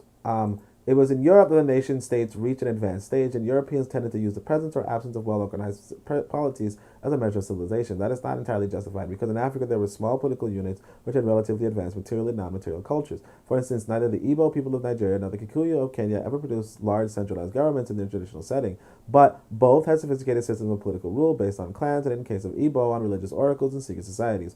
Both of them were effective agriculturalists and iron workers, and the Igbo were manufacturing brass and bronze items ever since the 9th century AD, if not earlier. However, after making the above qualifications, it can be considered that on the whole, the largest states in Africa had the most effective,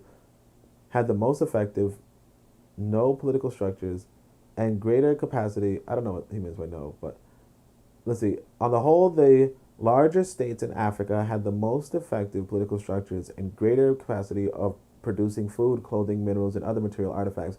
It can readily be understood that these societies, which had ruling classes, were concerned with acquiring luxury and prestige items. Privileged groups in control of the state were keen to stimulate manufactures as well as to acquire them through state trade.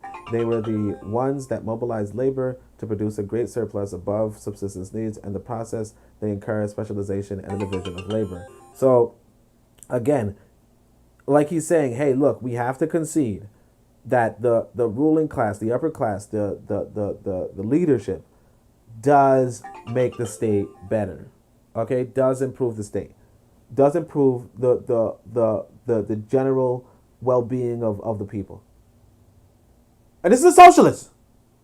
He's telling you, hey, you know what? We have to concede that even though these guys are pursuing luxury, guess what? They create a greater surplus. They facilitate the needs of their people better. And so there's this huge advantage to having good leadership. And a lot of people don't understand that. Scholars often distinguish between groups in Africa which had states and those which were stateless. Sometimes the word stateless is carelessly or even abusively used. But it does describe those people who had no machinery of government coercion and no concept of a political unit wider than that of the family or the village. After all, if there is no class stratification in a society, it follows that there is no state. Because the state arose as an instrument to be used by a particular class to control the rest of society in its own interest, generally speaking, one can consider the stateless societies as among the older forms of socio-political organization in Africa, while the large states represented an evolution away from colonialism, sometimes to the point of feudalism. Again, it must be emphasized, and again, he just keeps coming back to this European stuff. But anyway, and that's the Marxist for you. And again, it must be emphasized that the survey of the scene in Africa before the coming of Europe would reveal considerable unevenness of development. There were social formations representing hunting bands, communalism, feudalism, and many positions intermediate between the last two. The remainder of this section will be devoted to a review of the principal features of several of the most developed societies and states of Africa in the last thousands of years or so before Africa came into permanent contact with Europe. The areas to be considered are Egypt, which is obvious, right? Egypt is great. Zimbabwe is also really good. Just so it's going to be exciting to get to Zimbabwe. Ethiopia, Nubia, Morocco, the Western Sudan, the interlocutrine zone of East Africa, and Zimbabwe. This is notably absent.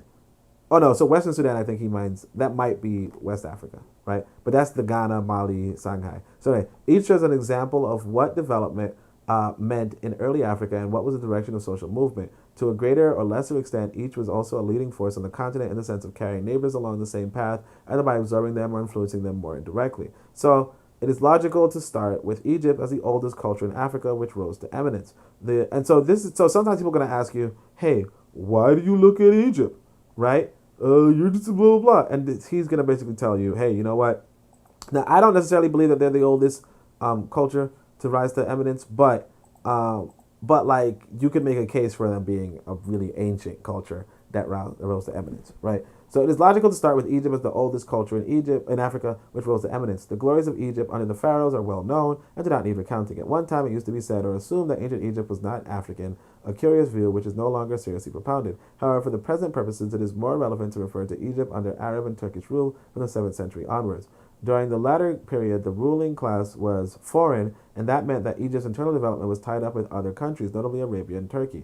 Colonized Egypt sent abroad great amounts of wealth. So he's not even going to talk about ancient Egypt. He's going to talk about colonizing Egypt. So sent abroad great amounts of wealth in the form of food and revenue, and that was a very negative factor. But the tendency was for the ruling foreigners to deal with their own imperial masters and to act simply as a ruling elite within Egypt, which became an independent feudal state. One of the first features of feudalism to arrive in Egypt was the military aspect. The Arabs, Turks, and Circassian invaders were all militarily inclined. This was particularly true of the Mamluks, who held power from the 13th century onward. Political power in Egypt from the 7th century lay in the hands of a military oligarchy which delegated the actual government to bureaucrats, thereby creating a situation similar to that in place like China and Indochina. Even more fundamental was the fact that land tenure relations were undergoing change in such a way that a true feudal class came on the scene. All the conquerors made land grants to their followers and military captains. Initially, the land in Egypt was the property of the state to be rented out to cultivators. The state then had the right to reappropriate the land and allocate it once more, somewhat like the head of a village community acting as the guardian of the land of related families. However, the ruling military elements also became a new class of landowners. By the 15th century, most of the land in Egypt was the property of the Sultan and his military lords. If there was a small class which monopolized most of the land, it followed that there was a large class of landless. Peasant cultivators were soon converted into mere agricultural laborers tied to the soil as tenants or vassals of the feudal landlords. Those peasants with little or no land were known as the fellahin. In Europe, there are legends about the exploitation and suffering of the Russian serfs or muzouks under feudalism. In Egypt, the exploitation of the fellahans was carried out even more thoroughly. The feudalists had no interest in the fellahans beyond seeing them that they produced revenue. Most of what the peasants produced was taken from them in the form of tax, and the tax collectors were asked to perform the miracle of taking from the peasants even that which they did not have. When their demands were not met, the peasants were brutalized. So that's a terrible. So this is a terribly harsh system. But again, these are the Arabs. So remember that if you're talking about Africans versus Arabs, you have to remember that the Arabs were like the Arabs not only enslaved the Europeans. It's arguable that the Arabs taught the Europeans slavery. Okay. It's arguable. I don't. Again, like I said, you have slavery in Rome and you have slavery in Greece, and of course, the one in Rome involved colosseums and shit. You know, what I'm saying? making quote unquote slaves fight to the death.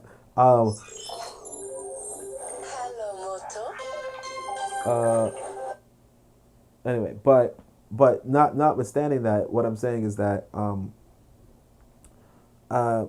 like the Arabs were also notably brutal and vicious to people that they enslaved, right?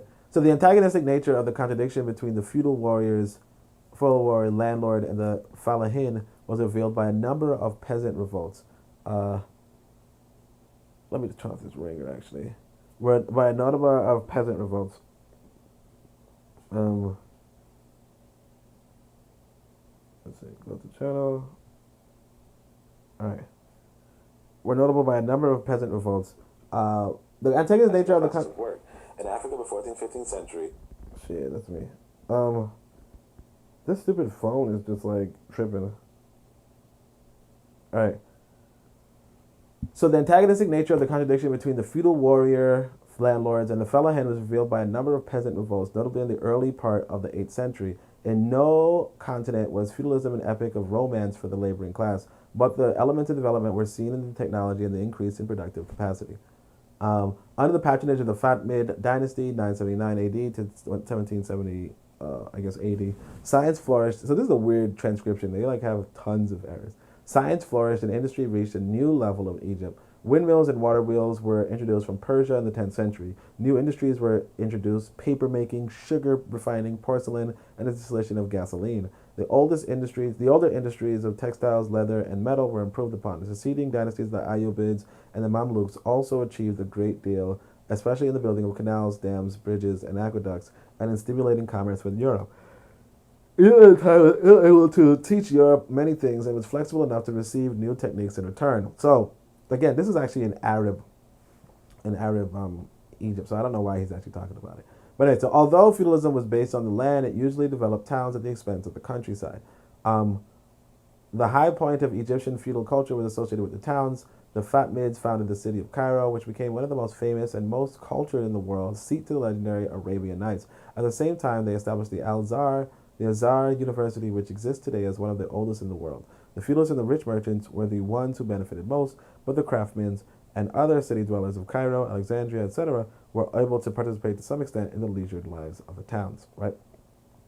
So you have towns and so on and so forth. But of course, this socialist is going to tell you feudalists and rich merchants benefiting the most, and it's like, well, yeah, that's how the world is.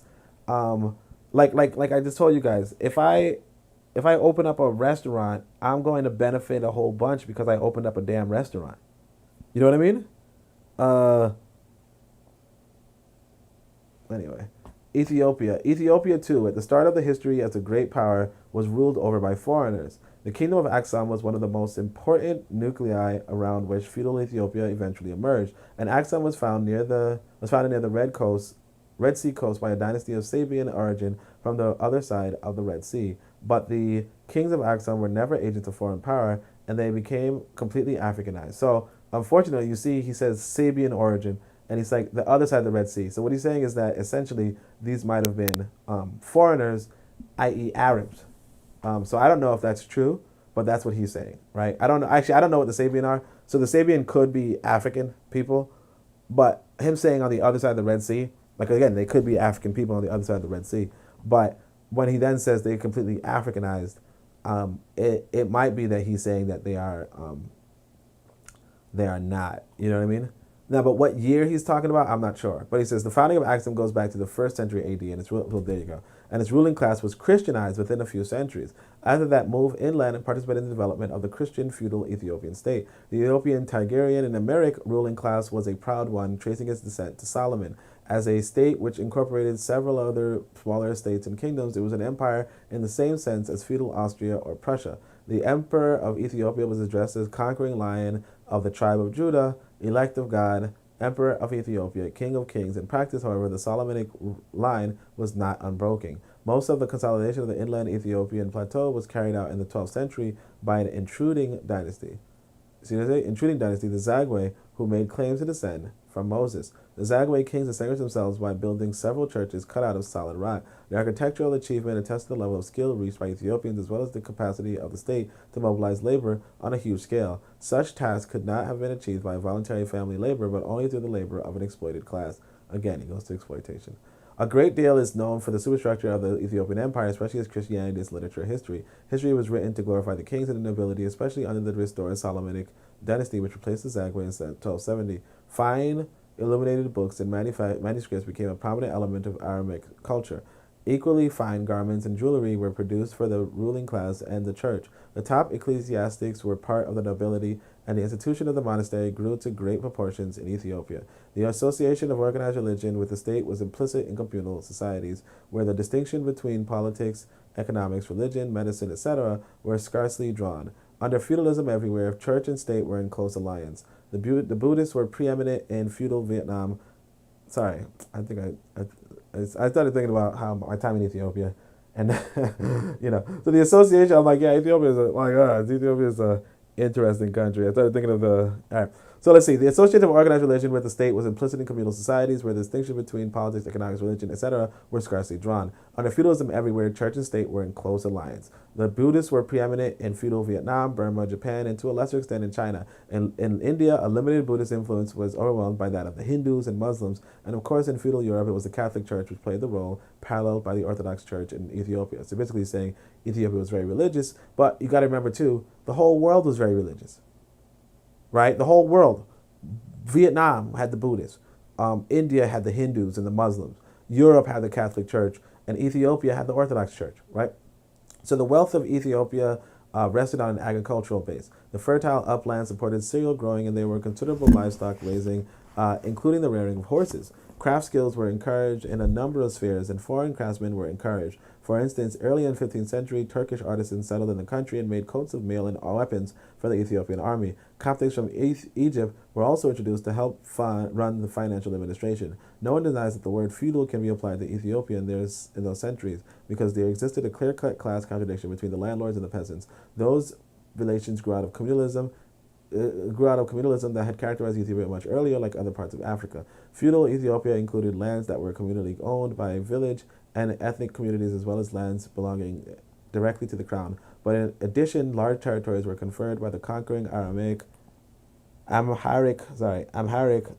dynasties on members of the royal family, on soldiers and priests. Those who received huge areas of land became ras or provincial princes, as they had judges appointed by the emperor attached to them. The peasants in their domain were reduced to tenants who could earn their living only by offering produce to the landlord and taxes to the state, also in produce. The landlords exempted themselves from tax, a typical situation in feudal societies, and one which fed the fires of revolution in Europe when the bourgeois class grew powerful enough to challenge the fact that the feudalists were using political power to tax everyone but themselves. Ethiopia, of course, never reached the stage of the stage of transition to capitalism, which is clear in the transition to feudalism. What is clear is that the transition of feudalism to feudalism has been made. What I'm going to do is I'm going to get some water right now because I'm thirsty.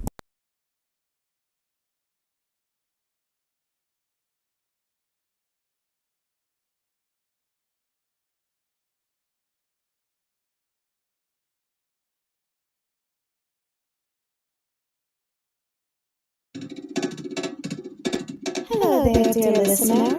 We hope you're enjoying this lovely discussion. If you're not already aware, this show is part of a podcast network called KUT. KWAZ Radio, a Pan-African Nationalist and Garveyite network come to showcasing the rich and varied thoughts of African people.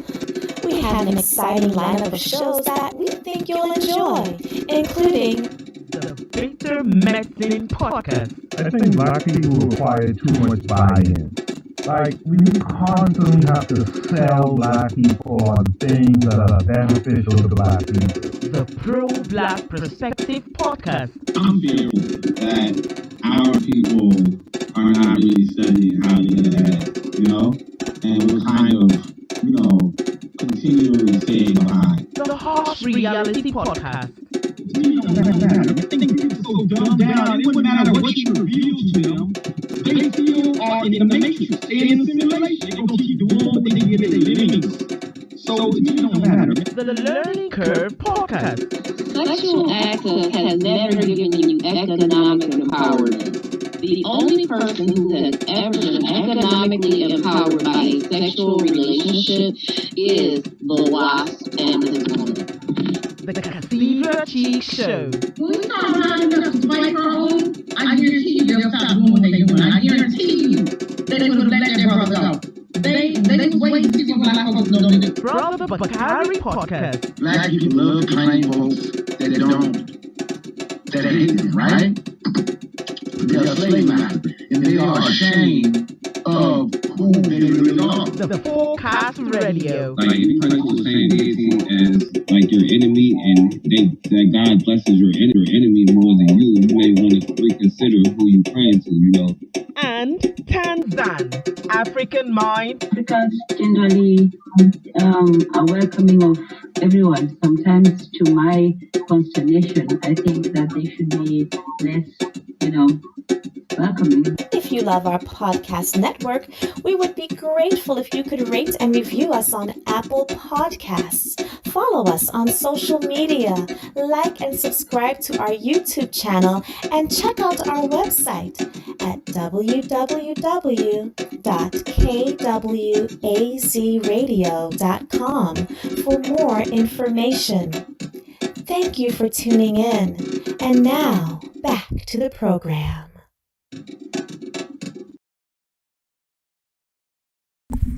Okay. Yeah, like I said, I had to go pay some bills. All right, so back to reality. Nubia. So this how long are we at? Let me see. We started 11. Shit, we got some good time though. Nubia was another Christian region in Africa, but one which is not as famous as Ethiopia. In the 6th century AD, Christianity was introduced onto the Middle Nile in a district once ruled by the famous state of Kush or Meroe.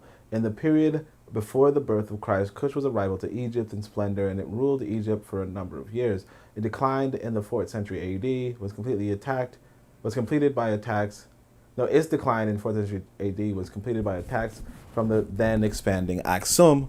The three small Nubian states which arose sometime afterward were by some extent the heirs of Kush, although after their conversion to Christianity, it was the religion which dominated Nubian culture. So even ancient Africans were converted to Christianity, right? What's interesting about Meroe has a script that cannot be read today. And that's the sad part. But anyway, so the Nubian states, which had consolidated into two by about the 8th century, achieved most from the 9th to 11th centuries in spite of great pressures from Arabs and Islamic enemies, and they did not finally succumb until the 14th century. Scholarly interest in Nubia has focused on the ruins of large red brick churches and monasteries which had murals and frescoes of fine qualities. Several conclusions can be drawn from the material evidence. In the first place, a great deal of labor was required to build those churches along with the stone fortifications which often surrounded them. As in the pyramids of Egypt or the feudal castes of Europe, the common builders were intensely exploited and probably coerced. Secondly, skilled labor was involved in the making of the bricks and the architecture. The paintings indicate that the skills surpassed mere manual dexterity, and that same artistic merit is noticeable in fragments of painted pottery recovered from Nubia. It has already been indicated that the church and monasteries played a major role in Ethiopia, and this is the worth elaborating on with respect to Nubia. The monastery was a major unit of production. Numerous peasant huts were clustered round each monastery, which functioned very much like the manner of a feudal lord. The wealth that accumulated inside the church was alienated from the peasants, while the finest aspects of the non-material culture, such as books, were accessible only to a small minority. Not only were the peasants illiterate, but in many cases they were non-Christian or only nominally Christian, judging from the better-known Ethiopian Empire of the same date. When the Christian ruling class of Nubia was eliminated by the Muslims, very little of the achievements of the old state remained in the fabric of the people's daily lives. Such reversal of the historical process are not uncommon through human experience. Ultimately, the dialectic of development asserts itself, but some ebbing and flowing is inevitable. The Nubian, so you see the dialectic, that's Hegelian again. The Nubian states were not in existence in the 15th century, but they constitute a legitimate example of the potentialities of African development. But of course, you don't blame you can't blame, again, so you say how Europe underdeveloped Africa, right? Now, you have this church and the development related to the church. So that's Europe, in this paradigm, Europe developing Africa or Nubia, right? And then you have the Muslims destroying it. So it's not really the Europeans underdeveloping it. But again, that's another conversation. So one can go further and discern that Kush was still contributing to African development long after the kingdom had declined and giving way to Christian Nubia. It is clear that Kush was a center from which many positive cultural elements diffused to the rest of Africa. Brass work of striking similarity to that of Meroe was reproduced in West Africa. The techniques by which West Africans cast their brass is generally held to have originated in Egypt and to have been passed on via Kush. Above all, Kush is one of the earliest and most vigorous centers of iron mining and smelting in Africa, and was certainly one of the sources from which its crucial aspect of technology passed to the rest of the continent. This is why the Middle Nile was a leading force in the social, economic, and political development of Africa as a whole. Who is transcribing this, that they put Africa? So again, you have the Middle Nile contributing to the whole of Africa, which is pretty interesting. And how reproduced in West Africa, so it's pretty cool. So the Maghreb. Islam was the great revealed religion which played the major role in the period of the feudal development of the Maghreb. The lands at the western extremities of the Islamic empires that stretched across Africa, Asia, and Europe within years of the Prophet Muhammad's death in the 7th century of the Christian era. The Arab empire building under the banner of Islam is a classic example of the role of religion in that respect. Ibn Khaldun, a great 14th century North African historian, was of the opinion that Islam was the most important force allowing the Arabs to transcend the narrow boundaries of small family community. Sorry, so let me read this again. Islam was the great revealed religion which played the major role in the period of the feudal development of the Maghreb, the lands at the western extremity of the Islamic empire that stretched across Africa. So I think he's talking about West Africa. Asia and Europe, within the years of the Prophet Muhammad's death in the 7th century of the Christian era, the Arab empire building under the banner of Islam is a classic example of the role of religion in that respect. Ibn Khaldun, a great 14th century North African historian, was of the opinion that Islam was the most important force allowing the Arabs to transcend the narrow boundaries of small family communities which were constantly struggling among each other. He wrote, Arab pride, and what's interesting, this might be like the first quote he actually has, right? But Arab pride, touchiness, and intense jealousy of power render it impossible for them to agree. So this is the internal squabbling, internal fighting that we see among people, right? And what he's saying is that the Arabs had this internal squabbling. Let me just, yeah. All right. So wait, can I be heard? So just trying to get you went hand in hand with the rising state. Okay, it's good. All right. Arab pride, touchiness, and intense jealousy of power render it impossible for them to agree. Only when their nature has been permeated by a religious impulse are they transformed, so that the tendency to anarchy is replaced by a spirit of mutual defense. Consider the moment when religion dominated their policy and led them to observe a religious law designed to promote the moral and material interests of civilization. Under a series of successors to the Prophet Muhammad, how vast their empire became and how strong was it established. So the above remarks by Ibn Khaldun cover only one aspect of Arab imperial expansion, but it was certainly a crucial one and attested to the essential role of ideology in a developmental process that has to be considered in relation with and in addition to the material circumstances. Furthermore, in judging the material conditions at any given time which might form the basis for further expansion of production and further growth of the society's power, it is also necessary to consider the historical legacy. Like Islamic Egypt and Christian Nubia, the Maghreb of the Islamic dynasty inherited a rich historical and cultural tradition. It was the seat of famous.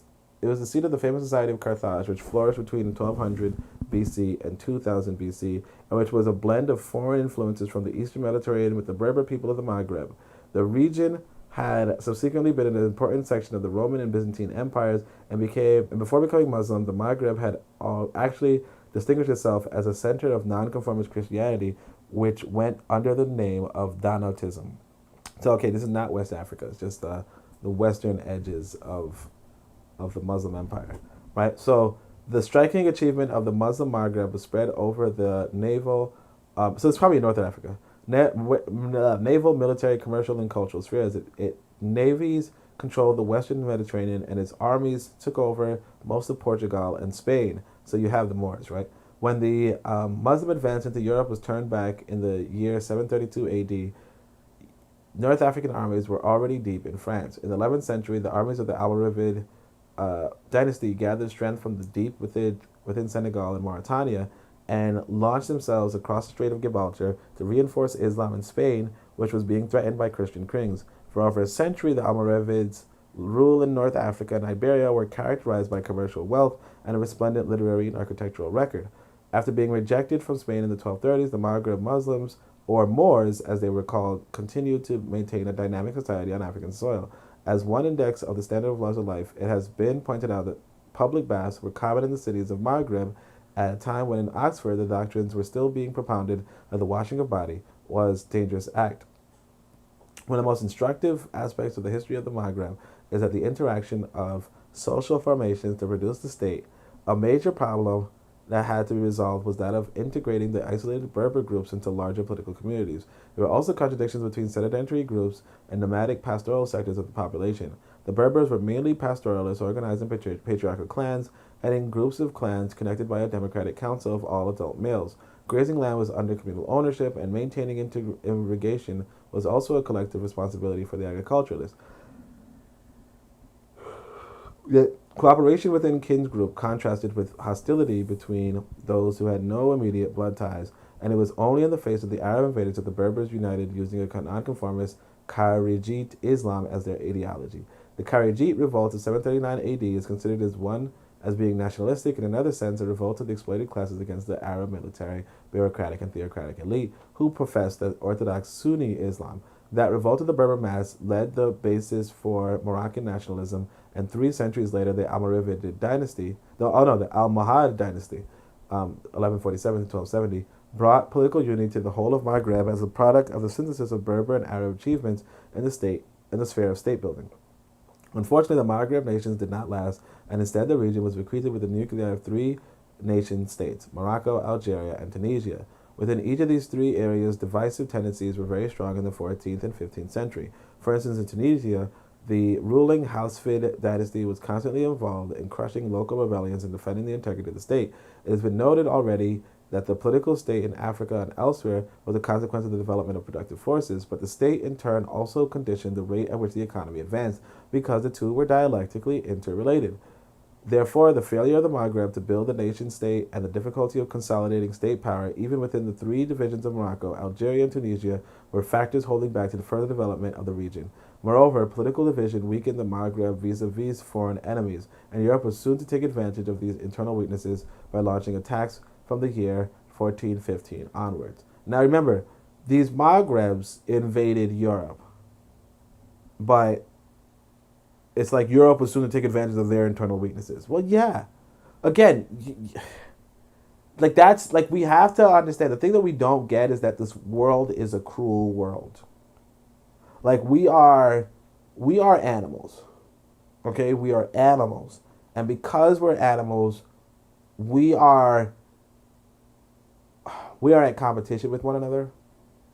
And we are consumers.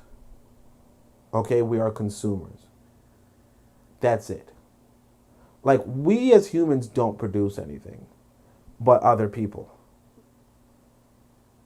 We as the earth produces things. Now, you can manipulate the products of the earth and then call it your production, but at the end of the day, the earth produces things. You're not magic. If I want to make a computer, somebody has to dig into the earth to get the resources out of the earth to make that computer. I can't just, wave my hands around and create it. So we don't, like, the earth does that. The earth doesn't necessarily have hands, but it just creates things, it just creates things.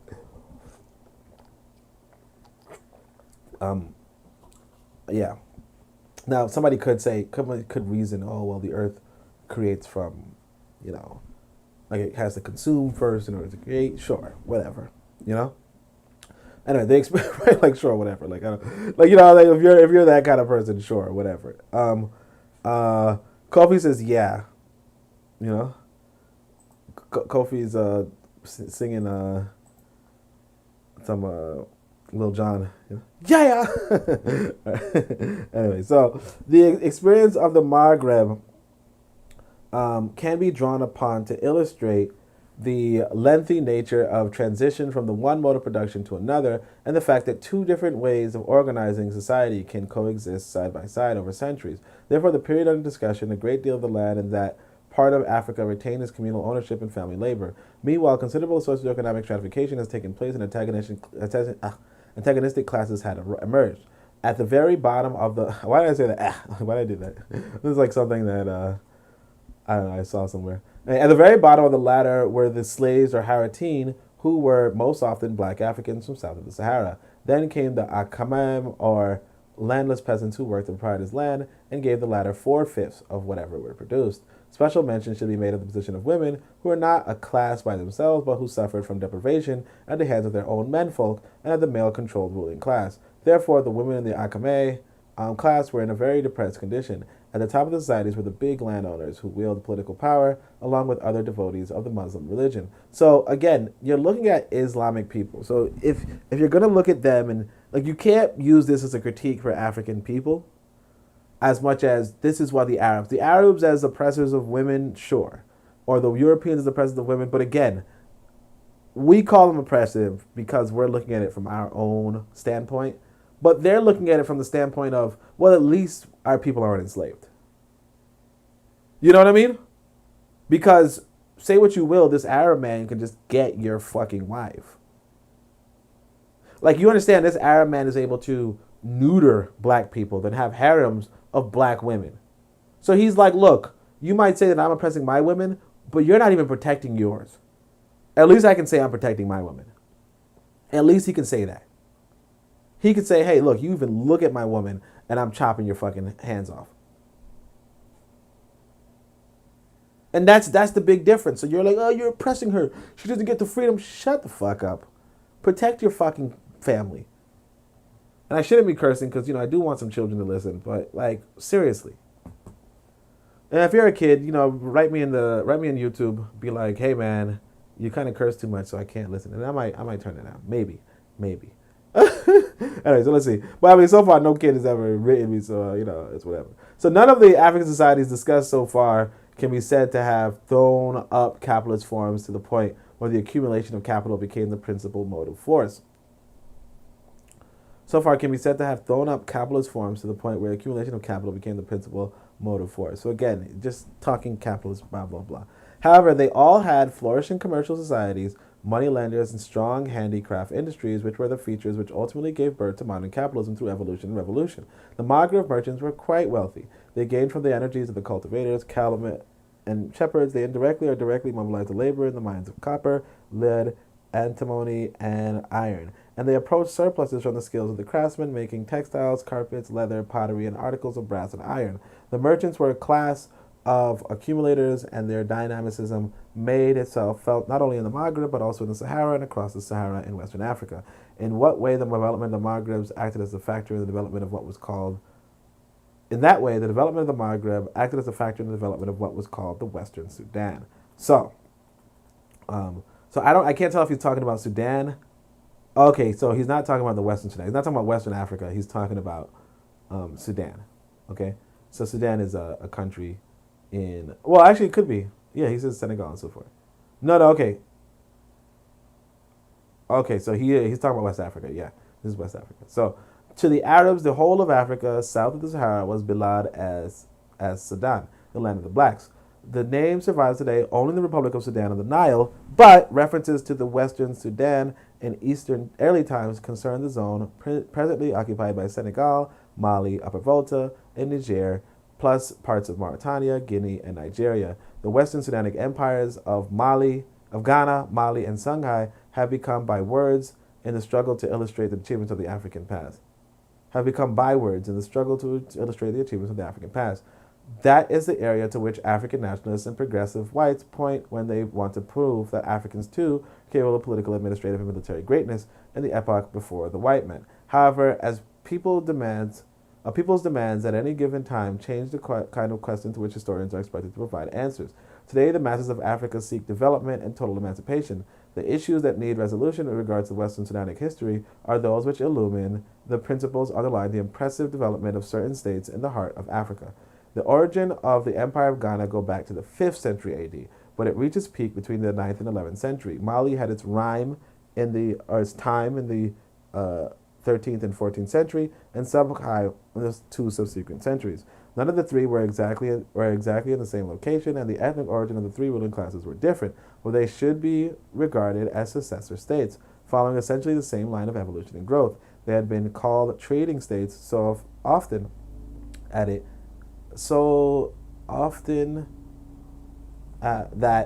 it's missing some letters, so often that it is almost forgotten that the principal activity of the population was agriculture. It was a zone in which several species of millets were domesticated, along with species of rice, several other food plants, and at least one type of cotton. It was a zone which saw the relatively early introduction of iron in the millennium before the birth of Christ, and iron tools exercised their attendance benefits on agriculture. The open savanna country of the Western Sudan also favored livestock. Some groups, such as Fulani, were exclusively pastoralists, but livestock was to be found in varying degrees through the huge region.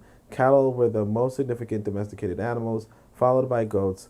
The rearing of horses, mules, and donkeys was also carried on, which was made possible by wide cessy-free areas. To add further variety, the Great Niger River allowed for the rise of specialist fishermen. Population, the indispensable factor of production, could only have reached the density which it did because of the increasing food supplies, while handicraft industry and trade sprang primarily from the products of agriculture. Cotton cultivation led to the making of cotton cloth, with such a variety of specialization that there had been internal trade in particular cotton cloths, such as the unbleached fabric of Ptah Htp and the blue cloth of Jenne. Pastoralism provided a variety of products for manufacture, notably cattle hides and goat skin, which went into the making of sandals, leather jackets for military use, leather pouches for amulets, and so on. Horses served as a means of transport to the ruling class and made a major contribution to warfare and the size of the state. This was the horses I was talking about. For the purpose of the cavalry I was talking about in Shanghai. For the purpose of interbreeding, some horses were imported from North Africa, where the Arab bloodstock was of the finest quality. For pack transport, the donkeys were of course better fitted, and the Mossi kingdoms of Upper Volta for a long time specialized in breeding those pack animals, which were associated with long-distance trade with the vast region. On the edge of the Sahara, the camel too took over, another technological asset introduced from the north. Mining was a sphere in which production was important. Some of the royal clans in the Western Sudan, such as that of the Kante, were specialist blacksmiths. In a period of expansion by warfare, the control over iron supplies and over iron skills was obviously decisive. Besides, the two most important articles of long-distance trade were salt and gold, both obtained principally by mining. Neither the salt supplies nor the gold supplies were originally within the domain of Ghana, but it took steps to integrate them either by trade or by territorial expansion. Ghana struck north into the Sahara and toward the very end of the 10th century to capture the town of Aldegast from the Berbers, a town useful for the control of incoming salt mines in the middle of the desert. Similarly, Mali and Songhai sought to secure control of Tagaza, which was the largest single center of salt mining. Songhai took the prize of Tagaza from the desert Berbers and held it for many years in the face of opposition from Morocco. Another crucial but seldom stressed element in the pattern of production was the ownership of copper mines in the Sahara by Mali and Songhai. So, all right. Let me see if I can. So I see there's a comment. Let me just make sure that my audio is being registered. It looks like it is. And then let's just go to the comments. Let me go to the book. So Kofi says, Cold War, black folk had it rough. Don't know how black folk care about them. Cold world, black folks had it rough. don't know how black folks care about them. Yeah. Um, you said black folk had it rough, don't care. Yeah. I mean, black folk care about who? Black folk care about black people. Again, like it's like that's what I'm saying. This is why it becomes complicated. You see, so there's these video games. They're called 4X games, right? They're basically real time strategy games, mostly war games. 4X stands for EX actually, but it's they spell it with just an X, but it stands for EX, and to say that the four things you're supposed to do as a nation, which is I think exploration, exploitation, extermination, and expansion, right? And what you have among the Songhai, maybe you don't have examples of extermination, or maybe you do, I don't know. But what you have among the Songhai and the Mali and the Ghana is this exploration and this expansion, right? In order to exploit the mines and exploit the resources of the planet. Oh, we have salt mining, we have copper mines. Like we just have a bunch of resources. So one of the most profound things I've read on Twitter was from this brother, Asaramotep. And Asaramotep said all kingdoms, like I think he meant all kingdoms in the world, were centered around trade. And so what happens is this. You have this idea of, and now here's the thing about trade. Trade is what gets you rich. I want you guys to remember that. Trade is what gets you wealthy. You don't have to produce anything. If you can sell something, if you can buy cheap and sell high, right? Even if you don't produce anything, you will be rich. Or you can be rich. Okay? Just like for instance, if I I don't produce water, right? But if I can sell water bottles, individual water bottles, by buying wholesale water bottles, right? I will turn a profit. And if I can keep buying cheap and keep selling high, I can be rich.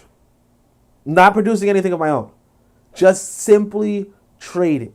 In fact, one thing we have to realize about like that whole idea of merchants, if you will, is that it's just buying wholesale and selling retail. That's it. Buy wholesale, sell retail. That's a part of the economy. That's a part of the economy because not everybody can buy wholesale, but if you can buy wholesale, then you can sell retail. Okay? And of course, you could add value. So for instance, take this example. Instead of buying, like let's say a farmer sells their chicken in bulk. Like they don't sell individual chickens, right? They sell 100 chickens at a time, okay? So you can buy 100 chickens. Now you could do one of two things. You could sell chickens individually or you could sell cooked chicken. Cooked chicken sells for more than individual chickens. Okay? Or not even more, but let's say more per weight. Okay? As to say that if you cut up a chicken and sell it individual pieces, cooked, obviously you could pull a bigger profit than if you were to sell that whole chicken. Because a lot of people are not trying to buy a whole chicken, or less people can buy a whole chicken, but more people can buy a meal. Because it's cheaper on an individual scale, but on a larger scale, you would sell more. You know what I'm saying? I mean, you would make more money if you have a buyer. But anyway, the thing about trade, because trade makes you wealthy, right? You have to protect it. So the kingdoms are formed around trade in the sense of protecting trade routes. That's what they're taxing you for, because if they do not protect the trade routes, one, like he says over here, they have opposition from Morocco for years. So while you're in the center of Ghana, if you will, right? You're in the center of Ghana, just farming or whatever. Somebody somewhere in northern Africa, right? And remember, Ghana is not really in Ghana. Modern Ghana, but I'm just saying Ghana, the empire, right? Someone's in northern Africa holding down this important resource that you have no care for, except for that occasionally you might have some salt coming your way. You might have some salt coming your way. Anyway, so the south of Ghana lay the important sources of gold on the upper Senegal. To the south of Ghana lay the important sources of gold on the upper Senegal and the tributary, the Falim. It is said that Ghana obtained this gold by silent or dumb barter, which was described as follows. The merchants beat great drums to summon the local natives who were naked and lived in holes in the ground. From holes in the ground? What? Okay, interesting. So I know that Europeans lived in holes in the ground. I've never heard of that for African people. So, we probably have to, European, yeah.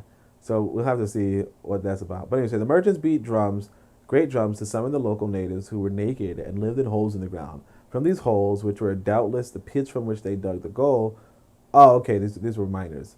The gold, they refused to emerge in the presence of the foreign merchants. The latter, therefore, used to arrange their trade goods in piles on the riverbanks and retire out of sight. The local natives then came and placed a heap of gold beside each pile and withdrew. If the merchants were satisfied, they took the gold and retreated, beating their drums to signify that the market was over. So I think this is not necessarily people living in holes.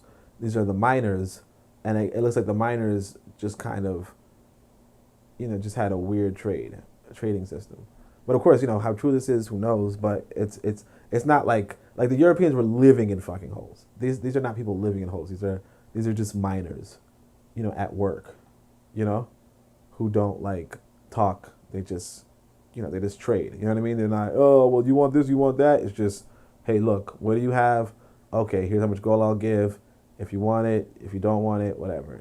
And that's an interesting way to barter. I mean, like for instance, most of the trades that, like for instance, if you participate in the stock market, online digitally, like once upon a time you had to call in or something, place an order by phone. You don't have to place an order by phone now. You can just click a button. This is kind of the same thing. Obviously, it's not that, but it's kind of like the same thing. It's just, what do you have to offer? Okay, I'll put down this. It's pretty interesting. It's not as weird as it seemed at first sight. Why they're naked, I don't know, but I would say this. A lot of us would question why they're naked. Really, question would be, why would you be fully dressed in a mine? You know what I mean? Like what advantage does clothes give to you? Now, obviously, I wouldn't necessarily be butt naked, but because you don't want anything going into any orifices, obviously. But like at the same time, it's like I'm not gonna be in a suit and tie. Like I can say this: I was painting a home, and I was just wearing my regular clothes, and I just got paint that couldn't be taken out of my clothes. Whereas I've seen like other people paint. Like for instance, this woman was painting, and she put on a set of overalls. Like you just kind of put on something that you're willing to throw away. And I guess these people just put on, like, they were just like, I'm going to shower later or something. I don't know. Hey, sorry, a little bit of tangent. So the writer of the above lines, E.W. Bovell, a supposed European authority on the Western Sudan, then goes on to say that the silent trade or dumb barter was a feature of the Western Sudan's gold trade throughout all the centuries until modern times. Actually, the only thing dumb about the trade is that he writes about it. The story of dumb barter for gold in West Africa is repeated in several accounts, starting with ancient Greek scripts. It is clearly a rough approximation of the first attempt at exchange of people coming into contact with strangers, and it was not a permanent procedure. During the rule of Ghana, the people of the two principal gold fields of Bambouk and Bore were drawn into regular trade relations with the Western Sudan. Ghana, probably, and Mali certainly exercised political rule over the two regions where the mining and distribution of gold became a very complicated process. During the centuries of Mali's greatness, extensive mining of gold began in the forests of modern Ghana to supply the trans-Saharan gold trade. The existing social system expanded and strong states emerged to deal with the sale of gold. The merchants who come from the great cities of Western Sudan had to buy the gold by weight using a small, accurate measure known as the benda. And that's another thing to remember too, that this procedure right here is actually pretty safe. It's kind of like put it to the drop box. Bring it to the drop box. And especially like it's safe for your life. Okay, it's safe for your life because one, you don't know if these people are coming to get slaves. Right? Two, you don't know if these people are coming to kill you and steal your shit. So the safest thing you can do is put what gold you can afford to lose for what is on display. If they happen to say, you know what, we're going to take what's on display and we're going to take the gold, you just don't do business with them again. You know what I'm saying? And you kind of lose the gold, but the thing is you don't lose your life. Now imagine you're trying to negotiate to an army in person. You know what happens when you try to negotiate to an army in person and they don't like your deal? they start trading in people. Or they just fucking kill you and take your shit. And this is like a common theme throughout, like let's say even throughout Western media, right? Where you have the let's say the gangbangers, the gangsters or whatever, right? Where the gangster would be like, okay, do you have the goods? Yeah. Do you have the cash? Yeah. Then it's like, okay, now I'm gonna rob you, right? As opposed to, now you might say, well, what if you were to just say, do you have the goods? Do you have the thing? And then the person just says, well, I left it over here, right? And now you got to leave your thing right next to it. And then, you leave it and you take the thing and you go about your way. Now, of course, obviously the person could take both of them, but they can't take your life. You get what I'm saying? And because they can't take your life, guess what? You continue living.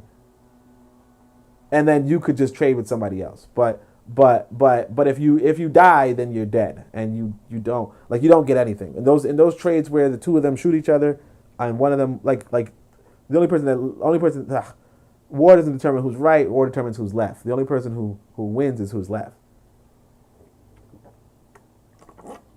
You don't necessarily lose if you're alive. You get what I'm saying? Life is probably the most important thing. It's one of the most important things. When the Portuguese arrived at the river Gambia. So we got no comments. When the Portuguese arrived at the river Gambia and got a glimpse at how gold was traded on the upper reaches of the river, they marveled at the dexterity shown by the Mandinga merchants. The latter carried very finely balanced scales inlaid with silver and suspended from cords of twisted silk. The gold dust and nuggets were weighed with brass weights. The expertise of the Mandinga in measuring gold and in other forms of commerce was largely due to the fact that with the ethnic group there was a core of professional traders, commonly referred to as the Daulas. They were not very wealthy, but were distinguished by their willingness to travel thousands of miles from one end of the Western Sudan to another. They also reached the coast or very near to the coast of Gambia and Sierra Leone, Liberia, Ivory Coast, and Ghana. They always handed a long list of African products: salt from the Atlantic coast, sakura, cola nuts from the forests of Liberia and Ivory Coast, gold from Akan country in modern Ghana, leather from Hausaland, dried fish from the coast, cotton cloth from many districts, and especially from the western arcas of the Western Sudan, iron from Futa Jalan in the modern Guinea, shea butter from the upper Gambia, and a host of other local articles. In addition, the trade of the Western Sudan involved the circulation of goods originating in North Africa, notably fabrics from Egypt and Maghreb, and coral beads from Ceuta of the Mediterranean coast. Therefore, the pattern of Western Sudanic and Trans-Saharan commerce was integrating the resources of wide area stretching from the Mediterranean to the Atlantic Ocean. So, again, you have the list of products that Africans produced. Okay? You have, and this is the kind of trade that Africa could continue today. We could have dried fish, cotton cloth from different districts, shea butter, other sort of artifacts and articles, right? And this is what, and we had a people who were professional traders in Africa already. These people were removed, and what we now have is Africa trading with Europe to the exclusion of Africa's trading with Africans. And that's the problem. Anyway, long-distance trade across the Sahara has special characteristics. Some scholars have spoken of the camel as a ship of the Sahara, and the towns which the camel caravans centered on either side of the desert were called ports. In practice, the trans-Saharan trade was as great an achievement as crossing an ocean. Much more than local trade, it stimulated the famous cities of the region, such as Walata, Timbuktu, Gao, and Jenne, and it brought the literate Islamic culture. Long-distance trade strengthened state power, which meant, in effect, the power of the lineages who transformed themselves into permanent aristocracy. However, it is a gross oversimplification of cause and effect to say that it was the trans-Saharan trade which built the Western Sudanic empires. Ghana, Mali, and Songhai grew out of their environment and out of the efforts of their own population, and it was only after they had certain status that their ruling class could express an interest in long-distance trade and could provide the security to permit the trade to flourish. So he's like, don't say that these West African empires were in fact Arab. Okay. Now my thing is, I think Ghana, Mali, and Songhai were. I think Ghana wasn't. But he's basically saying none of them were, right? But I think they all were kind of Islamic, and the reason why I say that is particularly because I think it's Mali is the one with Sunjata, and Sunjata, he was clearly influenced by the Muslims, or at least that's how the story is told to this day, that the Arabs and the Muslims had a strong influence on Sunjata, even to the point where you look at his original constitution, and in his original constitution you have a place for the marabouts, who are basically like Islamic priests. So anyway, so let's keep going. Provide the security to permit the trade to flourish, right? And so again, security to permit the trade to flourish, right? Trade and security to trade. That's what you really need as a people. And without security, your people are dead, or your people become captives. And we sit around in the West talking about Africa when we're not even there, right? And I'm talking about me. Well, I'm talking about a lot of us, actually. So it is significant that the Western Sudan never provided any significant capital for the trans-Saharan trade. The capital came from the merchants of Fez, Talisman, and other cities of the Maghreb, and they sent their agents to reside in Western Sudan. To some extent, it was a colonial relationship because the exchange was unequal in North Africa's favor. And of course it's going to be, because they're the ones who invested the capital, like you just said. It was a colonial because the exchange was unequal in North Africa's favor. However, the gold trade was at least capable of stimulating the development of the productive forces within West Africa, while the accompanying trade in slaves had no such benefit. Ghana, Mali, and the Congai all exported small numbers of slaves, and the Empire of Kanem-Borno gave slave exports a much higher priority because it controlled no gold supplies. Kanem-Borno used its power to raid for captives to the south, as well as Adamawa in modern Cameroon. So again, these are the Arab countries. The Muslim countries. The negative implications of such policies were to be fully brought out in later centuries, when the steady trickle of slaves from the few parts of West Africa across the Sahara was joined by the massive flow of the continent's people towards destinations named by Europeans. When the steady trickle from the few parts was joined, so he says, yeah, the negative implications of policies. So essentially, these policies, like having the Muslims in your land, essentially weakened you. And made it ripe for the Europeans, right? So though falling considerably short of the feudal stage, state formation was more advanced in the Western Sudan than in most other parts of Africa in the periods 500 AD to 1500 AD. Apart from Ghana, Mali, Songhai, and Kanem-Borno, there were outstanding kingdoms in House of Land in Masi. And Masi is the one that I think Chanter Williams likes. In Senegal and Fata Jalan, mountains of Guinea, and the basin of Benue, tributary of the river Niger. The Western Sudanic techniques of political organization and administration spread out to many neighboring regions and influenced the rise of innumerable small states scattered throughout the coastal regions from the river Senegal to the Cameroon mountains. Some specific Sudanic features were discernible in many kingdoms, notably the position of the Queen Mother in the political structure. The strengths and weaknesses of the Western Sudanic states attest to the point which has been reached on the long road away from communalism. With respect to societal relations and to the level of production, the state held together several clashing social formations and ethnic groups. In the case of Kanem-Borno, pastoralists and cultivators were even able to integrate the camel nomads of the desert. Elsewhere, the Tuareg nomads were kept at bay so that cultivators and other sedentary people could live their lives in peace. Men, domestic beasts, and goods were free to move for thousands of miles in security. However, and security for thousands of miles. Meanwhile, let's understand that. Security for thousands of miles. Meanwhile, think about your area. Do you have security for thousands of miles? Or are you securing your areas for thousands of miles? And yet, because we had in the past men who secure themselves to thousands of miles, we call them oppressive. Now, granted, you could say, hey, look, they're not secure in the face of the European. Okay. But the European came so much after. But still.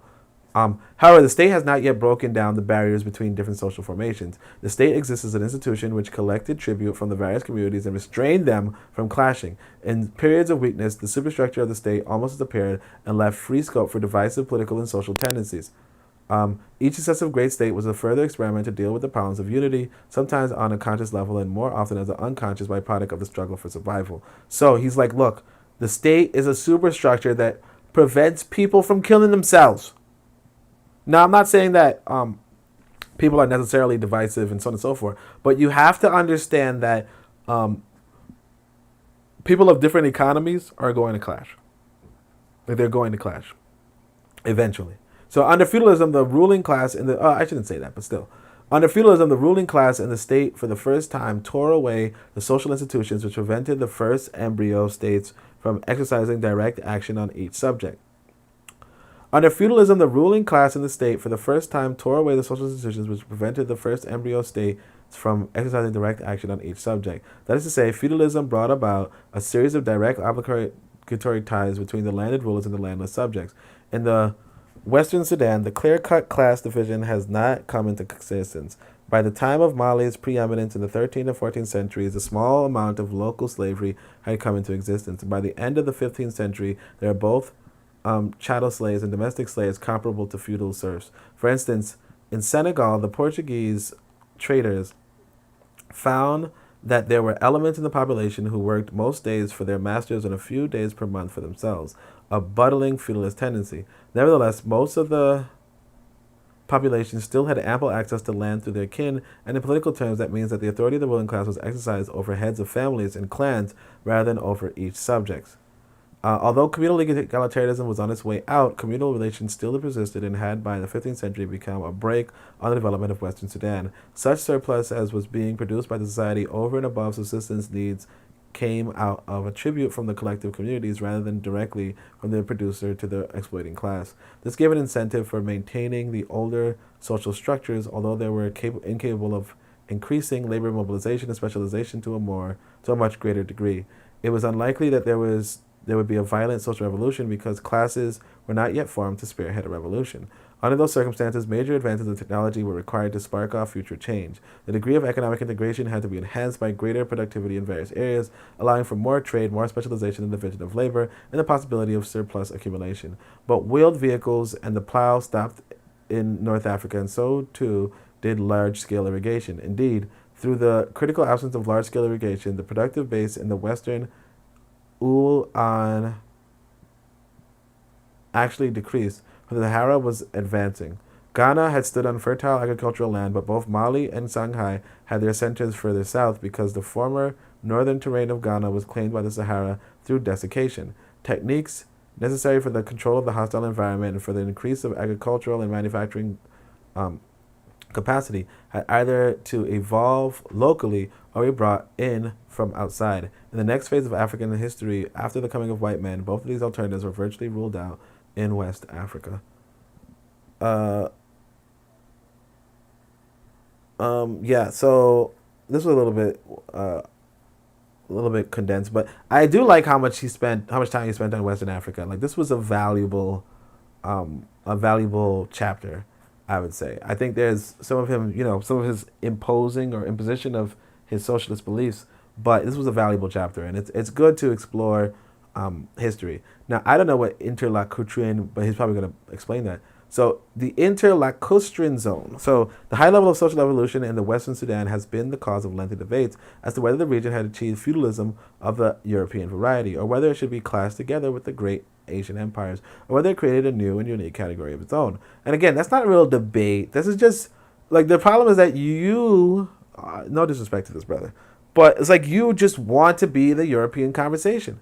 Because it's not a real debate if you're in an African framework, whether or not you have an African, like you have a unique category. If the Europeans have a unique category and the Asians have a unique category, then you have a unique category.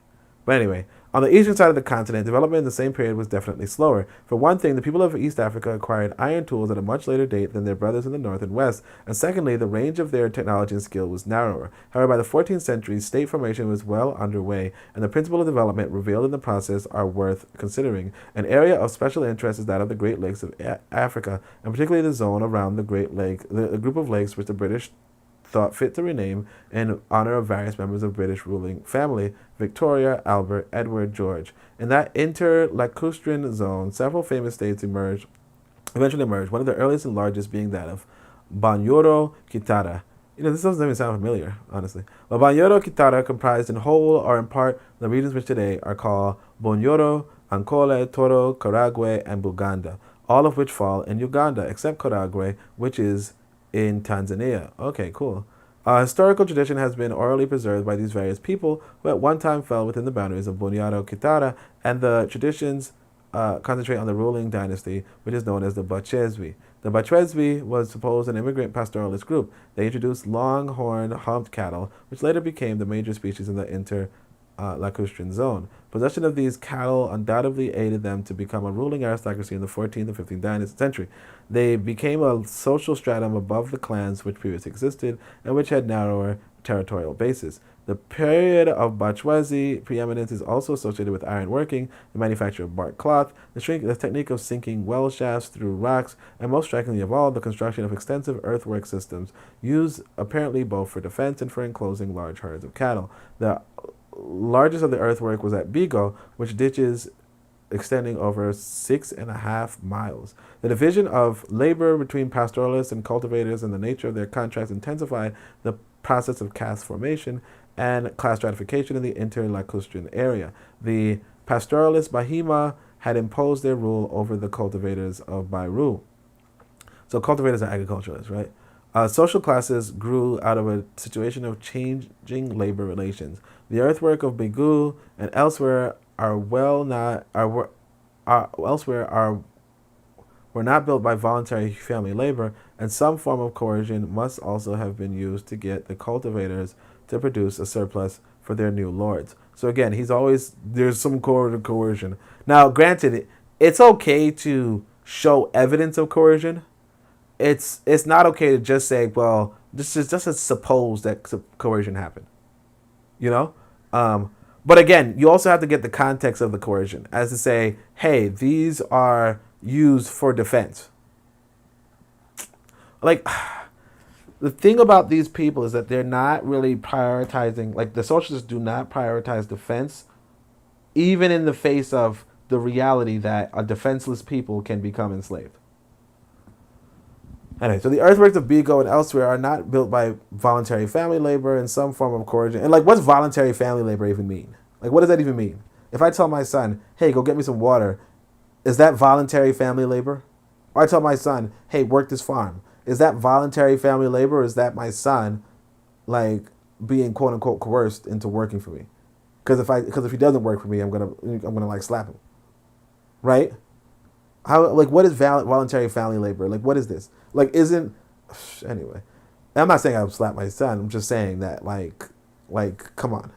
For instance, the Bachwezi are said to have established a system by which young men were conscripted into the king's service and were maintained by Baru, who occupied and cultivated land aside for the support of the army. They also introduced slave artisans and administrators. When administrative officials were appointed at the local level to rule on behalf of the aristocrats, they were first steps towards setting up feudal feasts as in Ethiopia, for which the question of land grants had not yet entered the picture. It must be borne in mind that inequality in the distribution of cattle meant, in fact, unequal access to the means of production. So again, you're going to have, because like, again, if I have 100 cows and you have 100 cows and you throw a big party and you kill 50 of your cows and I just eat one cow for the freaking year, I'm going to have 99 cows. Or matter of fact, I'm going to have, let's say, 108 cows because, let's say 9 of them give birth or whatever, right? I don't know. But point is, you have 108 cows and then you have 50 cows. What is this unequal distribution of cattle? Like, what do you mean? What does that mean?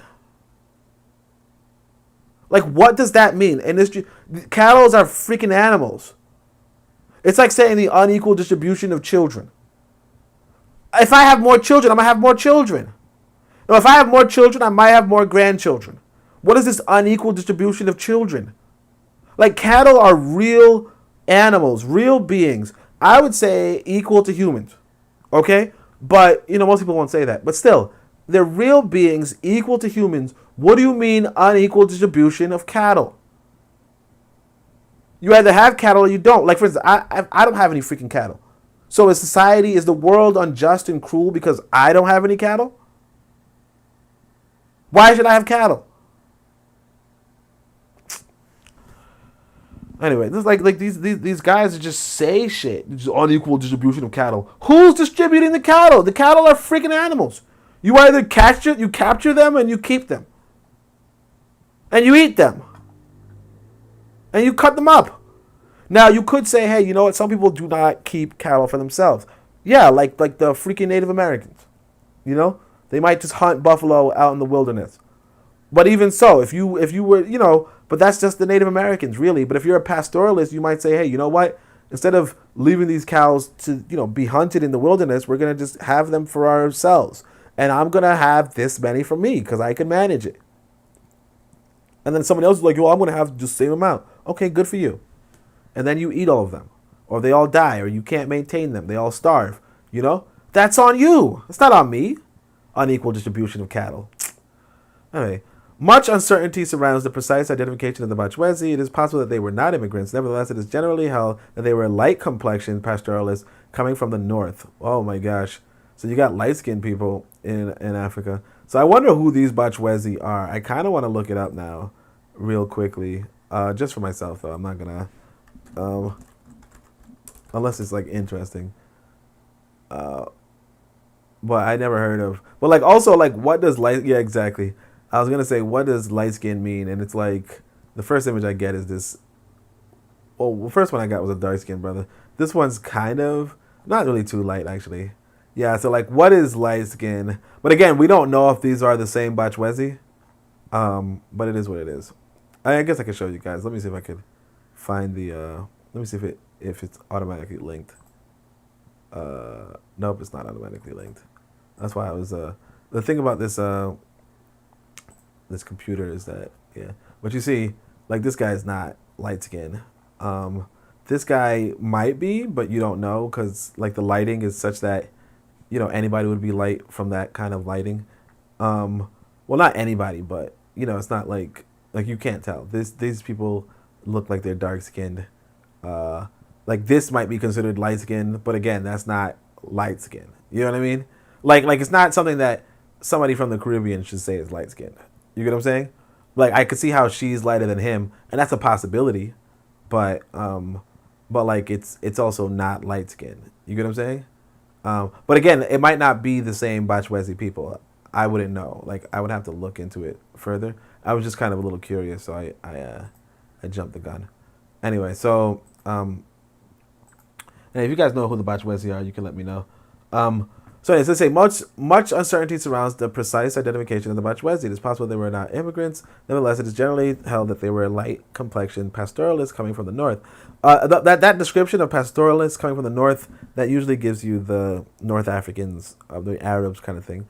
By the way, assuming that it was so, it is essential to stress that whatever was achieved in the inter-Lacustrian region in the 14th and 15th century was a product of the evolution of African society as a whole and not a transplant from outside. In order to place those East African events within the context of a universal human achievement, a parallel can be drawn with India. Centuries before the birth of Christ, northern India was also the recipient of light-complexioned pastoral immigrants known as Aryans. There was a time when everything in Indian culture was attributed to the Aryans, but then careful scrutiny revealed that the basis of Indian society and culture had been laid by the earlier population known as the Dravidians. Therefore, it is now considered far more sensible to see the achievement of North India as the product of a synthesis or combination of Aryan and Dravidian. Similarly, in the East Africa, one needs to seek the elements of synthesis between the new and the old, and that effect was the path of development in the inter-Lacustrian zone in the 14th and 15th centuries. So again, I feel like this comes from a position of, oh, we did something too. You know what I mean? As opposed to just accepting history as what it was, you know, or whatever it was. Now, granted, you don't know what it was, but still, I wouldn't like try to defend it. I would just say, hey, look, northern, you know, like, yeah, northerners did something. Just like in Rome and Greece, you know, like you say, the Egyptians contributed to their civilization. You know, you can say, oh, well, it's actually Egyptian civilization. Just like you can't say, well, it's actually, you know, this guy's, you know, the Bachwezi civilization. You can do that. Or you could just be like, hey, you know what? These people came in. Sure. Like, that's just the way of the world. Like, the way of the world is that there's unequal development. You know, and sometimes more developed people come through and develop. And that's what the Bantu were about, really. But anyway, so as has just been noted, the Bachwezi are associated with techniques such as ironworking and bark cloth manufacture. It is not all clearly established that they introduced such techniques for the first time, and it is much more probable that they presided over the elaboration of such skills. Certainly, iron-using societies were known in East Africa several centuries before the Bachwezi period.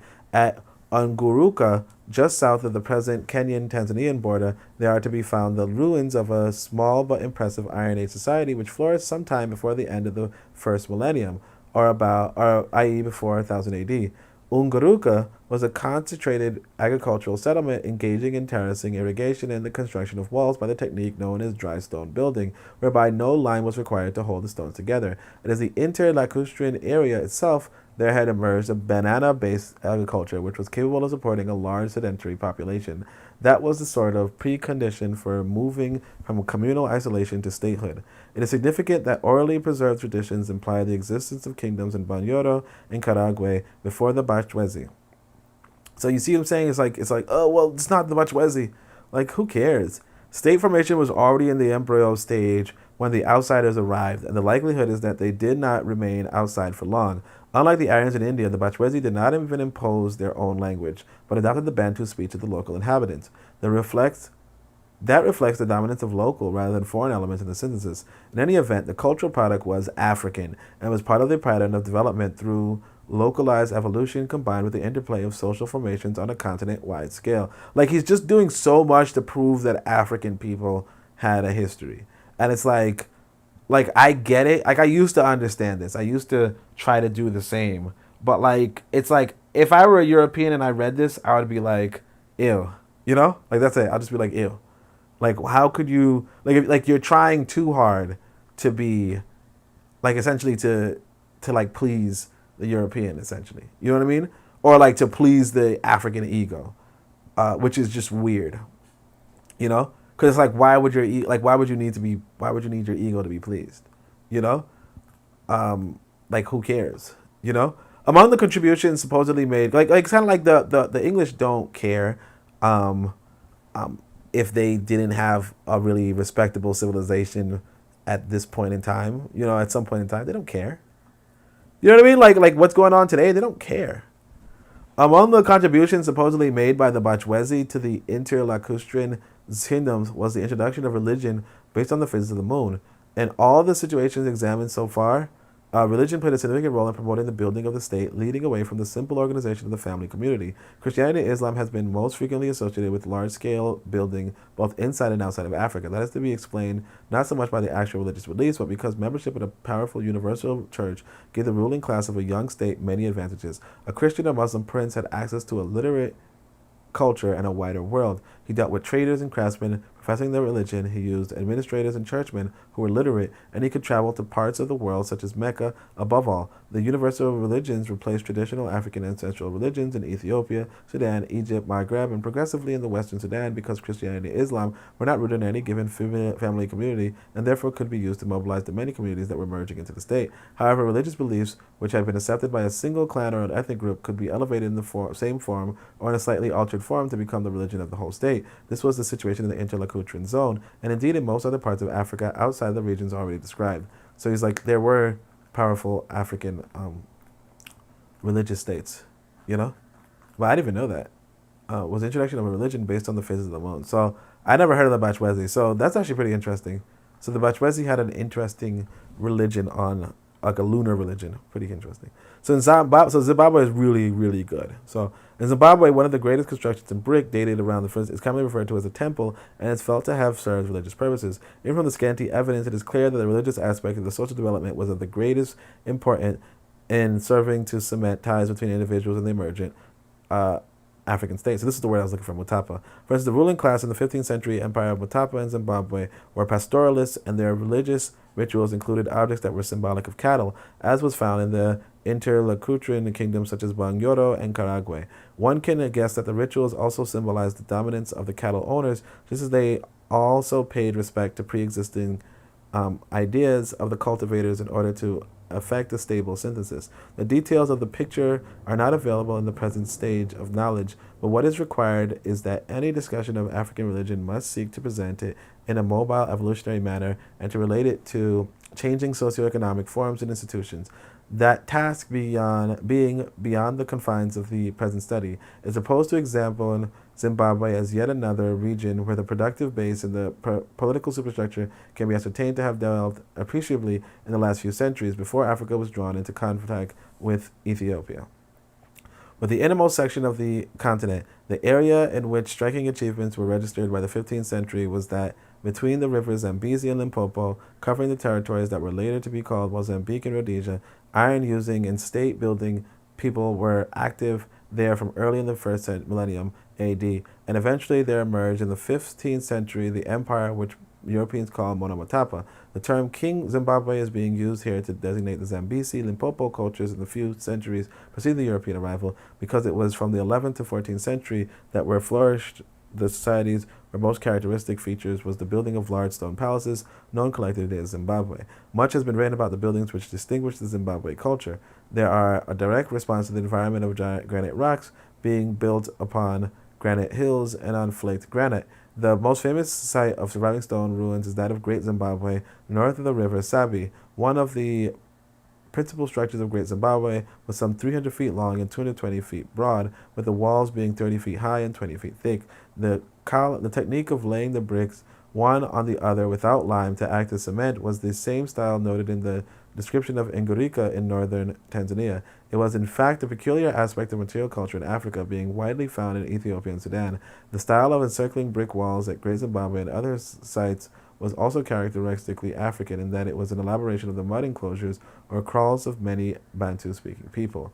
One European archaeologist is reported to have said that there was much labor expended in Zimbabwe as on the pyramids in Egypt. That is surely an overstatement, for the pyramids were raised through an incredible amount of slave labor, which could not possibly have been at the disposal of the rulers in Zimbabwe. So again, you see this? The pyramids were raised by an incredible amount of slave labor. What is he talking about? You know, people have already established that the pyramids were not from slave labor. Anyway. However, it is definitely, oh my gosh. I'm like these socialists just kind of they just like to talk bad about history, about African history. And we see it. And they really try to impress Europeans. Like it can't be enough to you know, have a good kingdom, even if it meant somebody else. Like, even if it meant there was foreigners were there or something, which is, again, I don't really care for foreigners either. But, like, it's not enough to have a good kingdom. It's like, you know, we can do it too. We're just like you. We're just like you. You know, there's a great debate. Are we a different mode of production? Are we Asians? Are we Africans? Are we, you know, like, what are you talking about? You're an African. You know, you're an African. Anyway, the disposal of the rulers in Zimbabwe. However, it is definitely necessary to reflect on the amount of labor which would have been required to construct the buildings within the Zimbabwe region up until the 15th century. The workers may well have been from particular ethnic groups who were subjugated by other. Like everybody's subjugated. Everybody's oppressed. There's no such thing as there's nothing. It's just everybody's oppressed. Like, history is a depressing thing for these freaking socialists. The particular ethnic groups who were subjugated by other ethnic groups, but in the process of subjugation, they were acquiring the character of a social class whose labor was being exploited. Like, you see, you thought he was going to say something good, and it's like, nope, they were subjugated, exploited. Nor was it sheer manual labor. Skill, creativity, and artistry went into the construction of the walls, especially with regard to the decorations, the inner recesses, and the doors. Caesar Rose sent to his agents to rob and steal in Zimbabwe. Okay, at least the Europeans do something bad. They and other Europeans marveled at the surviving ruins of the Zimbabwe culture and automatically assumed that it had been built by white people. Even today, there is still a tendency to consider the achievement with a sense of wonder rather than with the calm acceptance that it was a perfectly logical outgrowth of human social development within Africa as part of the universal process by which man's labor opened up new horizons. The sense of reality can only be resorted by making it clear that the architecture rested on a foundation of advanced agriculture and mining, which had come into existence over centuries of evolution. Zimbabwe was a zone of mixed farming, with cattle being important, since the area is free from tsetse flies. Tsetse flies are the ones with the malaria, I think. So anyway, irrigation and terracing reached considerable proportions. There was no mosquitoes, I guess. Or not really mosquitoes, but tsetse flies. There was no single dam or aqueduct comparable to those in Asia or ancient Rome, but countless small streams were diverted and made to flow around hills in a manner that indicated an awareness of the scientific principles governing the motion of water. In effect, the people of Zimbabwe have produced hydrologists through their understanding of, by the way, it will be HY, but anyway, through their understanding of material environment. On the mining side, it is equally striking that the African people in the zone in question had produced prospectors and geologists who had a clear idea of where to look for gold and copper in the subsoil. When the European colonists arrived in the 19th century, they found that virtually all the gold-bearing and copper-bearing strata had been mined previously by Africans, though of course not on the same scale as Europeans were to achieve with drilling equipment. Among the Zimbabwe people, they also arose There also arose craftsmen who worked the gold into ornaments with tremendous skill and lightness of touch. The presence of gold in particular was a stimulus to external trade, and in turn it was external demand which did most to accelerate mining. In the first millennium AD, there was a gold using aristocracy at in Gombe Ilede, just north of the Zambezi. Presumably, they got their supplies from gold mines further south.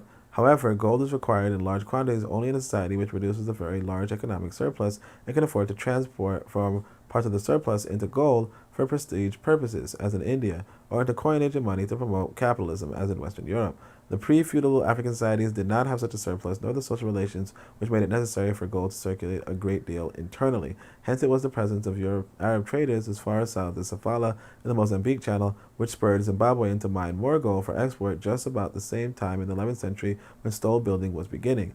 The implication is that a number of factors coincided, namely the intensification of class stratification, of state consolidation, of production and building techniques, and of trade. Several different ethnic groups contributed to Zimbabwe society. The earliest population of the region were the Bushmen and Khoisan type of hunters who today are found only in small numbers in southern Africa. The Bushmen and Khoisan type. So the Khoisan are considered the ancestors of Asians and of Eurasians, by the way. Like these are the people who left Africa and became the Europeans and so forth. Allegedly. They were incorporated into the physical stock of newcomers. So the Khoisan of hunters who today are found only in a small number in southern Africa, they were incorporated into the physical stock of newcomers from further north speaking Bantu languages. And in fact, they made their contribution to the Bantu languages of the area. Among the Bantu speakers, there were also several different groups coming into their own at different times. The material evidence which has been revealed by archaeologists shows various pottery styles, contrasting burial positions, and different bone structures among skeletons. Other material artifacts show that over the centuries, many societies occupied the region of Zimbabwe. Much of the interpenetration of one group by another was done peacefully, while at the same time the very existence of the fortified hilltops and stone defenses shows that the largest states were engaged in military struggles for survival and preeminence. Furthermore, some ethnic groups must have been permanently relegated to inferior status, so to provide the labor for agriculture, building, and mining. Again, you guys get it. Other clan specialization in pastoralism, warfare, and the control of religious apparatus, is divination and rainmaking. And it's like I am okay. Like, if it's true that there was ethnic, conflict, I'm okay with that. The trouble is that he's not even providing evidence. He's just saying, well, it has to be because, that's how it is in Europe, pretty much. And that's like, ugh. Anyway, it is believed that inhabitants of Zimbabwe in the 11th to the 14th century were Sotho speaking, but by the time the Portuguese arrived, a Shona speaking dynasty had taken control of most of the region. That was the Rousey clan, which set up the state of Mutapa between the Zambezi and the Limpopo. The rulers were known as Mwene Mutapa, which apparently meant the great lord of Mutapa, to his own followers, but was held to mean the great pillager, a people whom he conquered and wielded together into a single empire. And of course, that's according to the Portuguese, right? The first individual to hold the title of Mwene Mutapa ruled from about 1415 to 1450, but the dynasty had already been growing prominent before that date. The capital was at first sited at Great Zimbabwe and later moved north. What was important was that the Mwene Mutapa appointed governors to rule over various localities outside the capital in a manner comparable to that of the Western Sudanic empires or the inter-Lacustrine Bachwezi states. I'm surprised he didn't compare it to Europe. I was getting ready for that. So the Rousey lords of Mutapa did most to encourage production for export trade, notably in gold, ivory, and copper. Arab merchants came to reside in the kingdom, and the Zimbabwe region became involved in the network of Indian Ocean commerce, which linked them with India, Indonesia, and China. One of the principal achievements of the Rousey lords of Mutapa was to organize a single system of production and trade. They exacted tribute from the various communities in their kingdom. All right, now let me stop right here for a second. So you see, the Arab merchants came to reside in the kingdom. What does this mean? I want people to understand why a foreign people will reside in a kingdom if they're engaging in trade, right? Because if you travel across the ocean for a month or 2 or 3, right, you're taking a trip, and of course, granted, they might not travel that long because the Arabian Peninsula is right next to Africa, but still, if you're traveling back and forth or whatever, right, you want somewhere to go. So now you want homes in your style. You want wives of your style. You want religious centers of your style. And the thing is this, that I got to admit, we are not doing that for our own people. You know? So there are some people, let's call them African Americans, right? But some African Americans go to Africa and they set up areas for other incoming African Americans so that African Americans who may come, probably not to engage in trade, but still, who may come, can find something where they're comfortable coming to in whatever country it may be, right? Because you might not necessarily speak a certain language. So I know that there's this brother in Tanzania. He was in a different city from me, though. He was in Mwanza or something. But he's like, yeah, I'm setting up home. Like, I'm buying I'm buying an area, or I'm setting up an area for African American immigrants to come to America and to come to Tanzania and just live a comfortable, English existence, right? English speaking existence. The same with regard to Ghana. I didn't really look at whoever posted it, but somebody said, hey, look, Atlanta. I mean, people from Atlanta are making Ghana the new Atlanta or something like that, right? And it's like, that's what you're supposed to do, technically. Now, granted, I wouldn't do that because, again, I'm not, like, according to Brother Bakari, I'm a tether. So I can't make things for African Americans because, they'll be like, what are you doing, right? But at the same time, it's like, that's one of the things that you're supposed to do. And actually, I think the Rastafarians, they're actually known in Zimbabwe for that kind of they're known inside of Tanzania, and of course Africa generally, for setting up their own like Rasta enclaves and that kind of thing. So that's just another thing. So when we read that these foreigners do it, just understand that that's a normal thing. I mean, it doesn't sound good, it doesn't look good, and obviously it brings trouble. But that's just a normal thing. If you're engaging in trade with another people, you might it's actually an economic opportunity for other people to set up a space for you, like a trading town for you. Yeah. Anyway, so let's see. Arab merchants came to reside in the kingdom, and Zimbabwe region became involved in the network of Indian Ocean commerce, which linked them with India, Indonesia, and China. How much time have we got? One of the principal achievements of the Rousey Lords of Mutapa was to organize a single system of production and trade. And so we only have 6 more pages. They exacted tribute from the various communities in their kingdom, which was both a sign of sovereignty and a form of trade, because the movement of goods was stimulated. There is no doubt that the foreign trade strengthened the Mutapa state, but above all, it strengthened the ruling strata, which had monopoly over the aspect of economic activity. In comparison with other African elites at that time, the Rousey of Zimbabwe still had a long way to go. They were not in the same category as the Aramaic. Wait, who am I talking about? The Rousey. Who the fuck is the Rousey? The Rousey Lords of Mutapa did not encourage production for export, notably in gold, iron. Arab merchants came to reside. Okay. So one of the principal achievements of the Rousey Lords was organize a single system of production and trade. They exacted tribute from the various communities in their kingdom. It is both a sign of sovereignty and a form of trade, because the movement of goods was stimulated. There is no doubt that the foreign trade has strengthened the Mutapa state, but above all, they strengthened the ruling strata, which had a monopoly over the aspect of economic activity. And of course, it's supposed to. The trouble is that these socialists are like, hey, why are the ruling class? They're supposed to.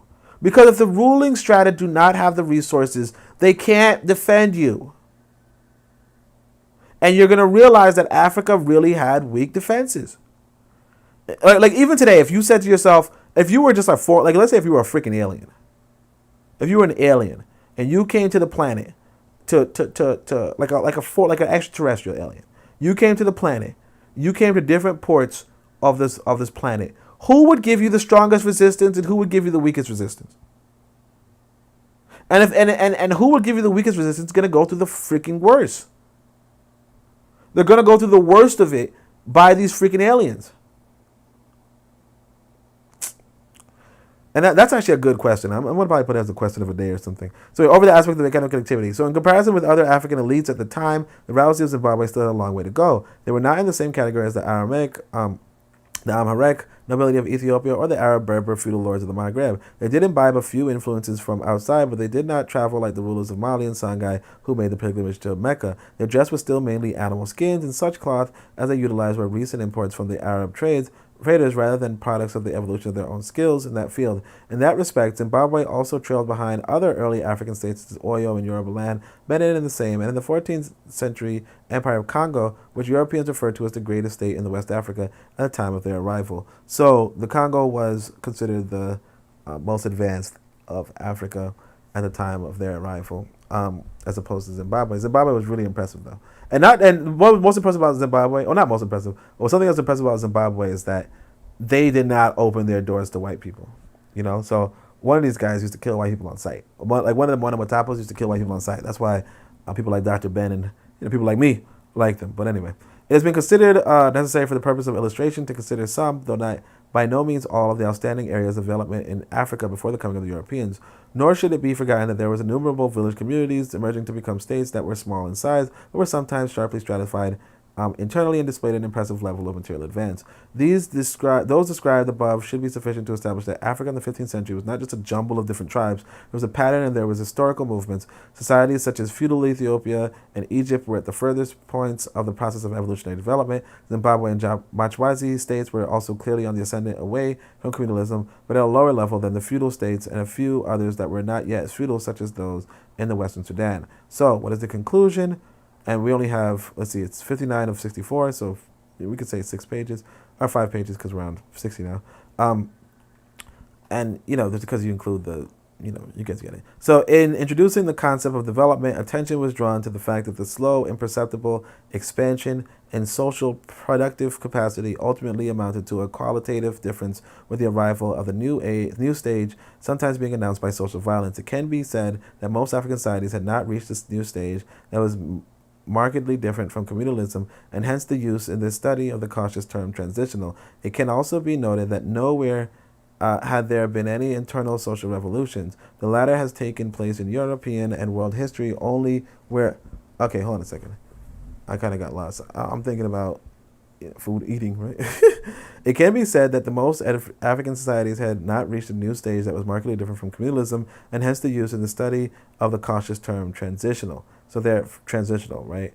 But of course, that's only if you look at it from a European lens. Like all this is looking at it from a European lens, as if communalism is not good enough itself.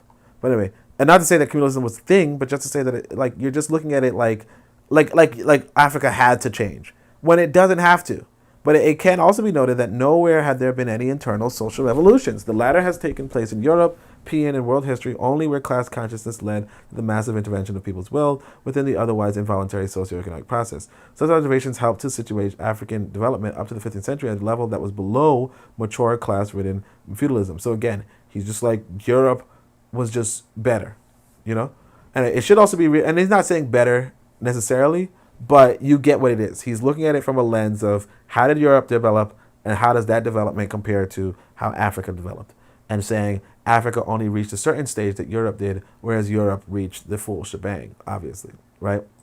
And again, it wasn't even all of Europe. It was just Western Europe, right? But anyway, let's see.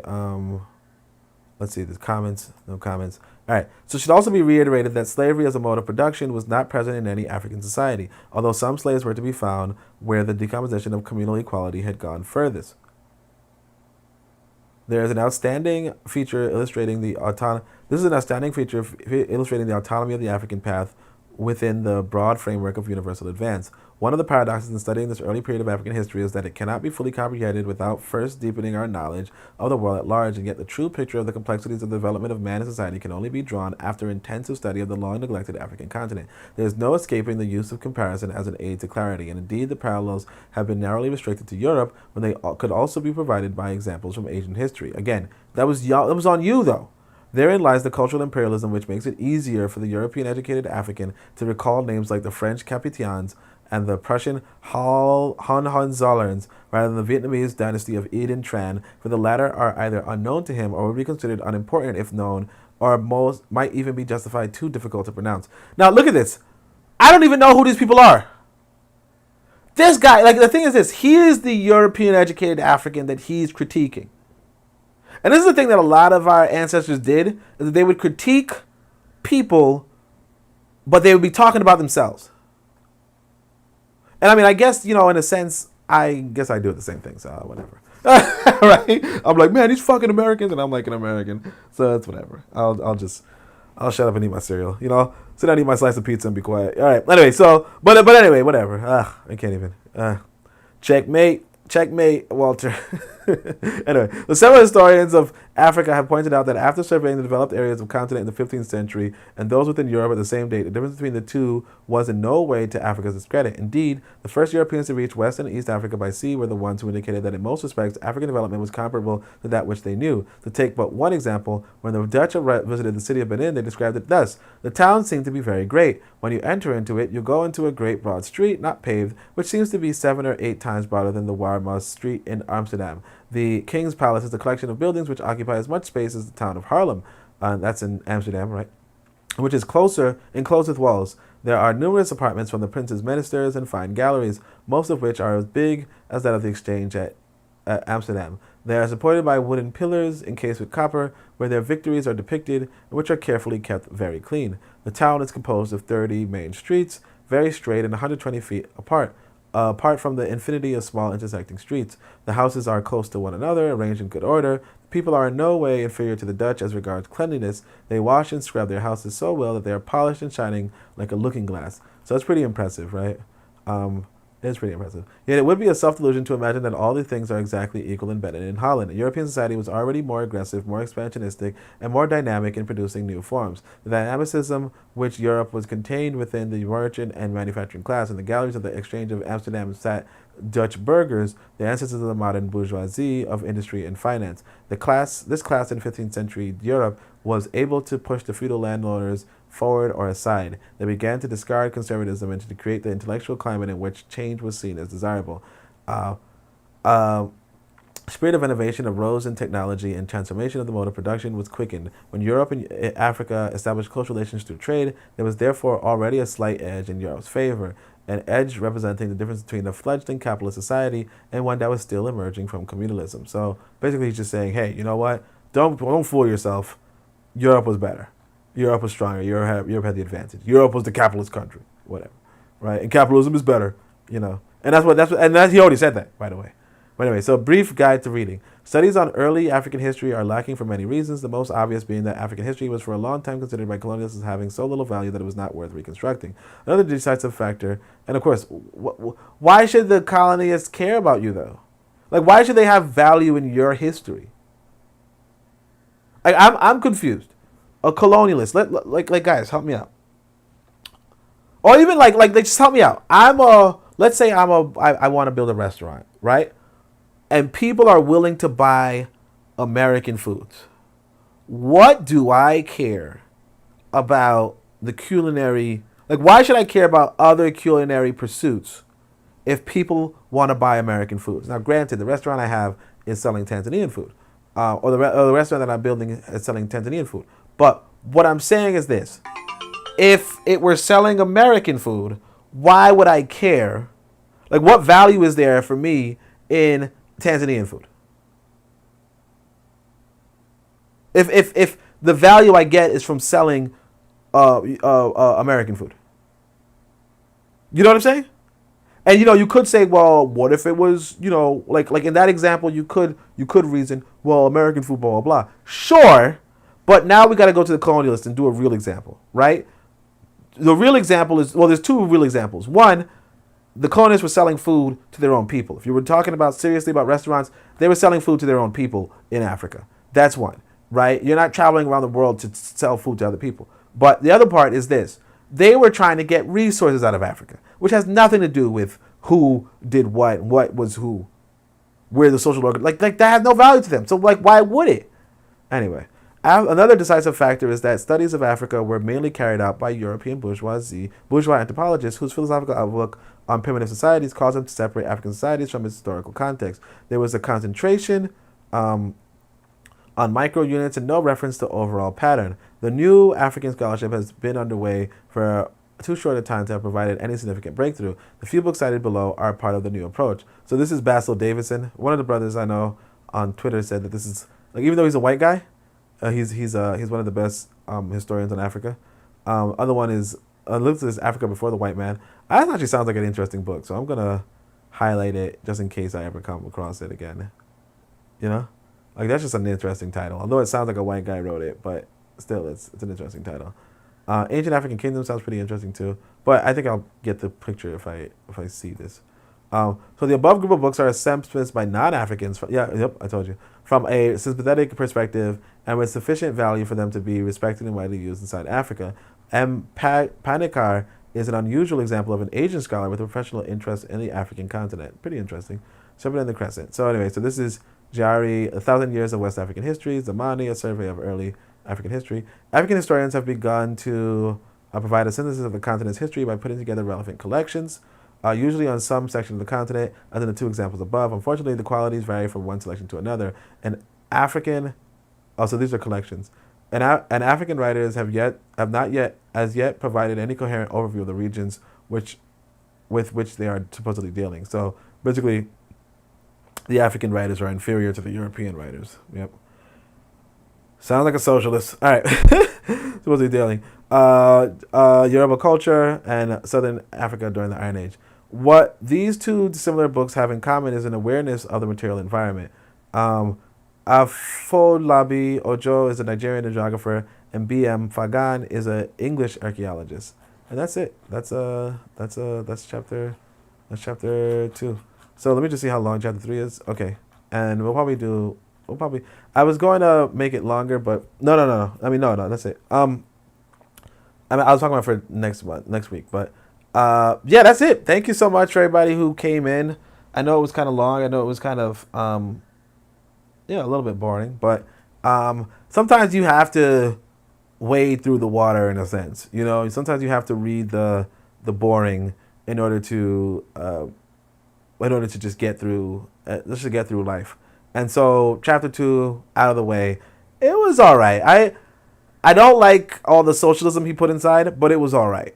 And that said, I don't really have anything else to say. If anybody has any comments, now would be the time. But if not, I'll just tell you guys thanks for joining. Obviously, people might watch this in the playback. But other than that, Shem Hotep, Uncle Jas, Neb, Amen, Ma'at, Dua, Necher.